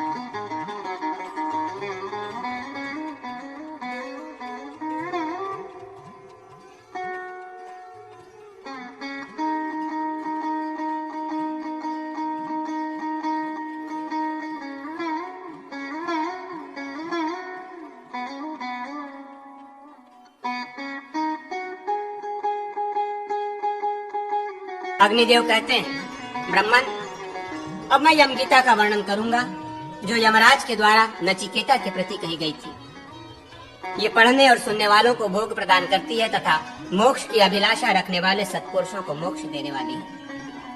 यमराज ने कहा, अहो कितने आश्चर्य की बात है कि मनुष्य अत्यंत मोह के कारण स्वयं अस्थिर चित्त होकर आसन, शैया, वाहन, परिधान, पहनने के वस्त्र आदि तथा ग्रह आदि भोगों को स्वस्थिर मानकर प्राप्त करना चाहता है।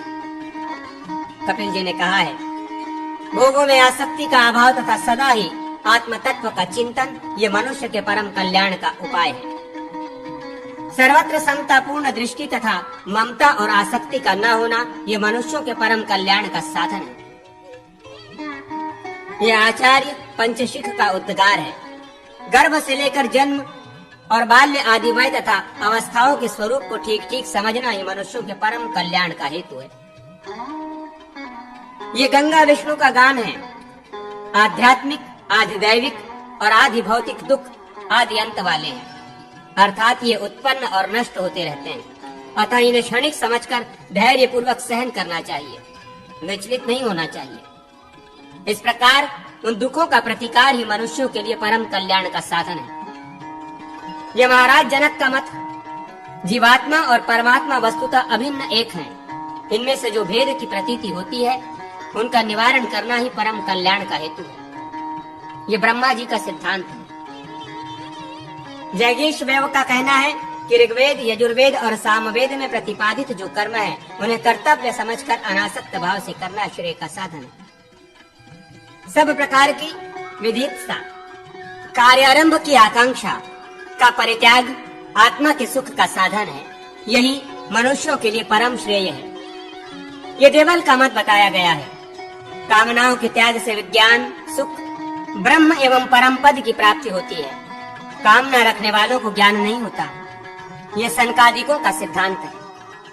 दूसरे लोग कहते हैं कि प्रकृति और निवृत्ति दोनों प्रकार के कर्म करने चाहिए, परंतु वास्तव में नैष्कर्म ही ब्रह्म है। वही भगवान विष्णु का स्वरूप है। वही श्रेय का भी श्रेय है। जिस पुरुष को ज्ञान की प्राप्ति हो जाती है वो संतों में श्रेष्ठ है। वो अविनाशी परम ब्रह्म विष्णु से कभी भेद को नहीं प्राप्त होता। ज्ञान, विज्ञान, आस्तिकता, सौभाग्य तथा उत्तम रूप तपस्या से उपलब्ध होते हैं। इतना ही नहीं, मनुष्य अपने मन से जो जो वस्तु पाना चाहता है वो सब तपस्या से प्राप्त हो जाती है। विष्णु के समान कोई ध्येय नहीं है। निराहार रहने से बढ़कर कोई तपस्या नहीं है। आरोग्य के समान कोई बहुमूल्य वस्तु नहीं है और गंगा जी के तुल्य दूसरी कोई नदी नहीं है। जगत गुरु भगवान विष्णु को छोड़कर दूसरा कोई बांधव नहीं है। नीचे, ऊपर, आगे, देह, इंद्रिय, मन तथा मुख सब में और सर्वत्र भगवान श्री हरि ही विराजमान है। इस प्रकार भगवान का चिंतन करते हुए जो प्राणों का परित्याग करता है वो साक्षात श्री हरि के स्वरूप में मिल जाता है। वो जो सर्वत्र व्यापक ब्रह्म है, जिससे सब की उत्पत्ति हुई है, जो सर्व स्वरूप है तथा ये सब कुछ जिसका संस्थान, आकार विशेष है, जो इंद्रियों से ग्राह्य नहीं है, जिसका किसी नाम आदि के द्वारा निर्देश नहीं किया जा सकता, जो सुप्रतिष्ठित एवं सबसे परे है, उस परापर ब्रह्म के रूप में साक्षात भगवान विष्णु ही सबके हृदय में विराजमान है। वे यज्ञ के स्वामी तथा यज्ञ स्वरूप हैं।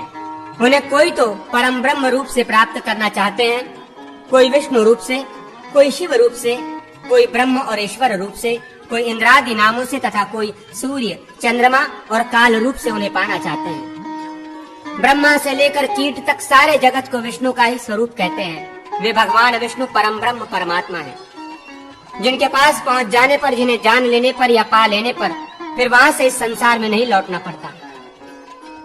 सुवर्ण दान आदि बड़े बड़े दान तथा पुण्य तीर्थों में स्नान करने से, ध्यान लगाने से, व्रत करने से, पूजा से और धर्म की बातें सुनने एवं उनका पालन करने से उनकी प्राप्ति होती है। आत्मा को रथी समझो और शरीर को रथ, बुद्धि को सारथी जानो और मन को लगाम। विवेकी पुरुष इंद्रियों को घोड़े कहते हैं और विषयों को उनके मार्ग या शरीर, इंद्रिय और मन सहित आत्मा को भोक्ता कहते हैं। जो बुद्धि रूप सारथी अविवेकी होता है, जो अपने मन रूपी लगाम को कसकर नहीं रखता, वो उत्तम पद को, परमात्मा को नहीं प्राप्त होता, संसार रूपी गर्त में गिरता है। परंतु जो विवेकी होता है और मन को काबू में रखता है, वो उस परम पद को प्राप्त होता है जिससे वो फिर जन्म नहीं लेता। जो मनुष्य विवेक युक्त बुद्धि रूप सारथी से संपन्न और मन रूपी लगाम को काबू में रखने वाला होता है, वही संसार रूपी मार्ग को पार करता है जहाँ विष्णु का परम पद है। इंद्रियों की अपेक्षा उनके विषय पर है।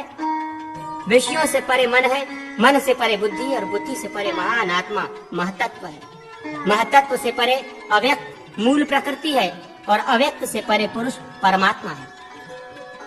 पुरुष से परे कुछ भी नहीं है, वही सीमा है, वही परम गति है।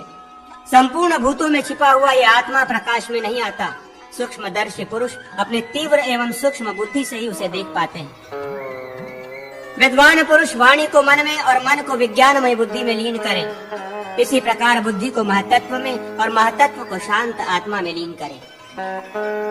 यम नियमादि साधनों से ब्रह्मा और आत्मा की एकता को जानकर मनुष्य सत्व स्वरूप ब्रह्म ही हो जाता है। अहिंसा, सत्य, अस्तेय, चोरी का अभाव, ब्रह्मचर्य और अपरिग्रह, संग्रह न करना, ये 5 यम कहलाते हैं। नियम भी 5 ही हैं। शौच, बाहर भीतर की पवित्रता, संतोष, उत्तम तप, स्वाध्याय और ईश्वर पूजा। आसन बैठने की प्रक्रिया का नाम है। उसके पद्मासन आदि कई भेद हैं। प्राण वायु को जीतना प्राणायाम है। इंद्रियों का निग्रह प्रत्याहार कहलाता है। ब्रह्मन, एक शुभ विषय में जो चित्त को स्थिरता पूर्वक स्थापित करना होता है, उसे बुद्धिमान पुरुष धारणा कहते हैं। एक ही विषय में बारंबार धारणा करने का नाम ध्यान है। मैं ब्रह्म हूँ, इस प्रकार के अनुभव में स्थिति होने को समाधि कहते हैं। जैसे घड़ा फूट जाने पर घटाकाश महाकाश से अभिन्न एक हो जाता है, उसी प्रकार मुक्त जीव ब्रह्म के साथ एक ही भाव को प्राप्त होता है। वो सत्व स्वरूप ब्रह्म ही हो जाता है। ज्ञान से ही जीव अपने को ब्रह्म मानता है, अन्यथा नहीं। अज्ञान और उसके कार्यों से मुक्त होने पर जीव अजर अमर हो जाता है। अग्निदेव कहते हैं, वशिष्ठ, ये मैंने यमगीता बतलाई है। इसे पढ़ने वालों को ये भोग और मोक्ष प्रदान करती है। वेदांत के अनुसार सर्वत्र ब्रह्म बुद्धि का होना आत्यंतिक लय कहलाता है। अग्नि पुराण का महत्व। अग्निदेव कहते हैं, ब्रह्मन, अग्नि पुराण ब्रह्म स्वरूप है। मैंने तुमसे इसका वर्णन किया। इसमें कहीं संक्षेप से और कहीं विस्तार के साथ परा और अपरा, इन 2 विद्याओं का प्रतिपादन किया गया है। ये महापुराण है।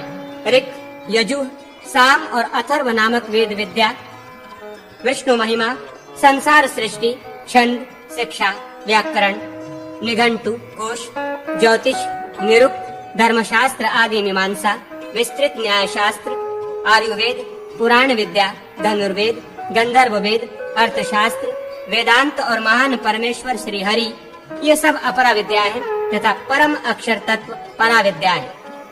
इस पुराण में इन दोनों विद्याओं का विषय वर्णित है। ये सब कुछ विष्णु ही है। ऐसा जिसका भाव हो उसे कलयुग बाधा नहीं पहुंचाता। बड़े बड़े यज्ञों का अनुष्ठान और पितरों का श्राद्ध न करके भी यदि मनुष्य भक्ति पूर्वक श्री कृष्ण का पूजन करे तो वो पाप का भागी नहीं होता। विष्णु सबके कारण है। उनका निरंतर ध्यान करने वाला पुरुष कभी कष्ट में नहीं पड़ता।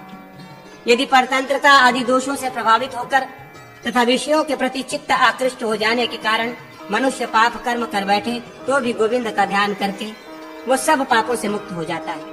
दूसरी बहुत सी बातें बताने से क्या लाभ।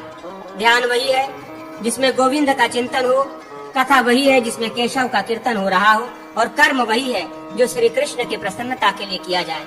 वशिष्ठ जी, जिस परमोत्कृष्ट परमार्थ तत्व का उपदेश न तो पिता पुत्र को न गुरु शिष्य को कर सकता है, वही अग्नि पुराण के रूप में मैंने आपके प्रति किया है।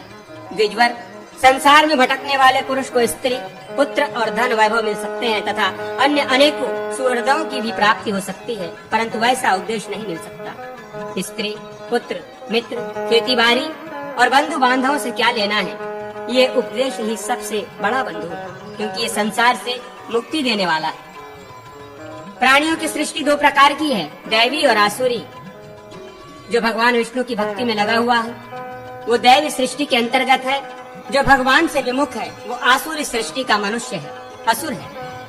ये अग्नि पुराण जिसका मैंने तुम्हें उपदेश किया है, परम पवित्र, आरोग्य एवं धन का साधक, दुस्वप्न का नाश करने वाला, मनुष्यों को सुख और आनंद देने वाला तथा भवबंधन से मोक्ष दिलाने वाला है। जिनके घरों में हस्तलिखित अग्नि पुराण की पोथी मौजूद होगी वहाँ उपद्रवों का जोर नहीं चल सकता। जो मनुष्य प्रतिदिन अग्नि पुराण श्रवण करते हैं उन्हें तीर्थ, सेवन, गोदान, यज्ञ तथा उपवास आदि की क्या आवश्यकता है। जो प्रतिदिन एक प्रस्थ तिल और एक माशा सुवर्ण दान करता है तथा जो अग्नि पुराण का एक ही श्लोक सुनता है, उन दोनों का फल समान है। श्लोक सुनाने वाला पुरुष तिल और सुवर्ण का दान फल पा जाता है। इसके एक अध्याय का पाठ गोदाम से बढ़कर है। इस पुराण को सुनने की इच्छा मात्र करने से दिन रात का किया हुआ पाप नष्ट हो जाता है। वृद्ध पुष्कर तीर्थ में 100 कपिला गायों का दान करने से जो फल मिलता है, वही अग्नि पुराण का पाठ करने से मिल जाता है। प्रवृत्ति और निवृत्ति, रूप, धर्म तथा परा और अपरा नाम वाली दोनों विद्याएं इस अग्नि पुराण नामक शास्त्र की समानता नहीं कर सकती। वशिष्ठ जी, प्रतिदिन अग्नि पुराण का पाठ अथवा श्रवण करने वाला भक्त मनुष्य सब पापों से छुटकारा पा जाता है। जिस घर में अग्नि पुराण की पुस्तक रहेगी, वहाँ विघ्न बाधाओं, अनर्थों तथा चोरों आदि का भय नहीं होगा। जहाँ अग्नि पुराण रहेगा, उस घर में गर्भपात का भय न होगा। बालकों को ग्रह नहीं सताएंगे तथा पिशाच आदि का भय भी निवृत्त हो जाएगा। इस पुराण का श्रवण करने वाला ब्राह्मण वेद वेदता होता है, क्षत्रिय पृथ्वी का राजा होता है, वैश्य धन पाता है, शूद्र निरोग रहता है। जो भगवान विष्णु में मन लगाकर सर्वत्र समान दृष्टि रखते हुए ब्रह्म स्वरूप अग्नि पुराण का प्रतिदिन पाठ या श्रवण करता है, उसके दिव्य आंतरिक्ष और भाव आदि सारे उपद्रव नष्ट हो जाते हैं। इस पुस्तक के पढ़ने, सुनने और पूजन करने वाले पुरुष के और भी जो कुछ पाप होते हैं, उन सबको भगवान केशव नष्ट कर देते हैं। जो मनुष्य हेमंत ऋतु में गंध और पुष्प आदि से पूजा करके श्री अग्नि पुराण का श्रवण करता है, उसे अग्निष्टोम यज्ञ का फल मिलता है। शिशिर ऋतु में इसके श्रवण से पुंडरीक का तथा वसंत ऋतु में अश्वमेघ यज्ञ का फल प्राप्त होता है। गर्मी में वाजपेय का, वर्षा में राजसूय का तथा शरद ऋतु में इस पुराण का पाठ और श्रवण करने से 1000 गोदान करने का फल प्राप्त होता है। वशिष्ठ जी, जो भगवान विष्णु के सम्मुख बैठकर भक्ति पूर्वक अग्नि पुराण का पाठ करता है, वो मानो ज्ञान यज्ञ के द्वारा श्री केशव का पूजन करता है। जिसके घर में हस्तलिखित अग्नि पुराण की पुस्तक पूजित होती हो, उसे सदा ही विजय प्राप्त होती है तथा भोग और मोक्ष दोनों ही उसके हाथ में रहते हैं। ये बात पूर्व काल में कालाग्नि स्वरूप श्री हरि ने स्वयं ही मुझसे बताई थी। आग्नेय पुराण ब्रह्म विद्या एवं अद्वैत ज्ञान का रूप है। वशिष्ठ जी कहते हैं, व्यास, ये अग्नि पुराण परा अपरा दोनों विद्याओं का स्वरूप है। इसे विष्णु ने ब्रह्मा से तथा अग्निदेव ने समस्त देवताओं और मुनियों के साथ बैठे हुए मुझसे जिस रूप में सुनाया, उसी रूप में मैंने तुम्हारे सामने इसका वर्णन किया। अग्निदेव के द्वारा वर्णित यह आग्नेय पुराण वेद के तुल्य माननीय है तथा ये सभी विषयों का ज्ञान कराने वाला है। व्यास, जो इसका पाठ या श्रवण करेगा, जो इसे स्वयं लिखेगा या दूसरों से लिखाएगा, शिष्यों को पढ़ाएगा या सुनाएगा अथवा इस पुस्तक का पूजन या धारण करेगा, वो सब पापों से मुक्त एवं पूर्ण मनोरथ होकर स्वर्गलोक में जाएगा। जो इस उत्तम पुराण को लिखाकर ब्राह्मणों को दान देता है, वो ब्रह्मलोक में जाता है तथा अपने कुल की 100 पीढ़ियों का उद्धार कर देता है। जो एक श्लोक का भी पाठ करता है, उसका पाप पंक से छुटकारा हो जाता है। इसलिए व्यास, इस सर्व दर्शन संग्रह रूप पुराण को तुम्हें श्रवण करने की इच्छा रखने वाले शुकादि मुनियों के साथ अपने शिष्यों को सदा सुनाते रहना चाहिए। अग्नि पुराण का पठन और चिंतन अत्यंत शुभ तथा भोग और मोक्ष प्रदान करने वाला है।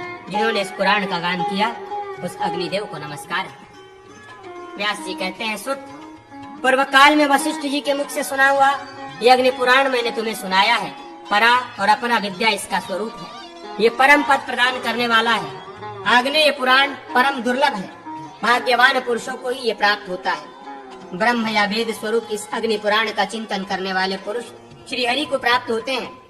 इसके चिंतन से विद्यार्थियों को विद्या और राज्य की इच्छा रखने वालों को राज्य की प्राप्ति होती है। जिन्हें पुत्र नहीं है, उन्हें पुत्र मिलता है तथा जो लोग निराश्रय हैं, उन्हें आश्रय प्राप्त होता है। सौभाग्य चाहने वाले सौभाग्य को तथा मोक्ष की अभिलाषा रखने वाले मनुष्य मोक्ष को पाते हैं। इसे लिखने और लिखाने वाले लोग पाप रहित होकर लक्ष्मी को प्राप्त होते हैं। सो तुम सुख और पैल आदि के साथ अग्नि पुराण का चिंतन करो। इससे तुम्हें भोग और मोक्ष दोनों की प्राप्ति होगी। इसमें तनिक भी संदेह नहीं है। तुम भी अपने शिष्यों और भक्तों को ये पुराण सुनाओ। सूत जी कहते हैं, शौनक आदि मुनिवरों, मैंने श्री व्यास जी की कृपा से श्रद्धा पूर्वक अग्नि पुराण का श्रवण किया है। ये अग्नि पुराण ब्रह्म स्वरूप है। आप सब लोग श्रद्धा युक्त होकर इस नैमिषारण्य में भगवान श्री हरि का पूजन करते हुए निवास करते हैं। अतः आपको सर्वोत्तम अधिकारी समझकर मैंने आपसे इस पुराण का वर्णन किया है। अग्निदेव इस पुराण के वक्ता है, अतएव ये आग्नेय पुराण कहलाता है। इसे वेदों के तुल्य माना गया है। ये ब्रह्म और विद्या दोनों से युक्त है, भोग और मोक्ष प्रदान करने वाला श्रेष्ठ साधन है। इससे बढ़कर सर्वोत्तम सार, इससे उत्तम सुहृद, इससे श्रेष्ठ ग्रंथ तथा इससे उत्कृष्ट कोई गति नहीं है। इस पुराण से बढ़कर शास्त्र नहीं है, इससे उत्तम श्रुति नहीं है, इससे श्रेष्ठ ज्ञान नहीं है तथा इससे उत्कृष्ट कोई स्मृति नहीं है।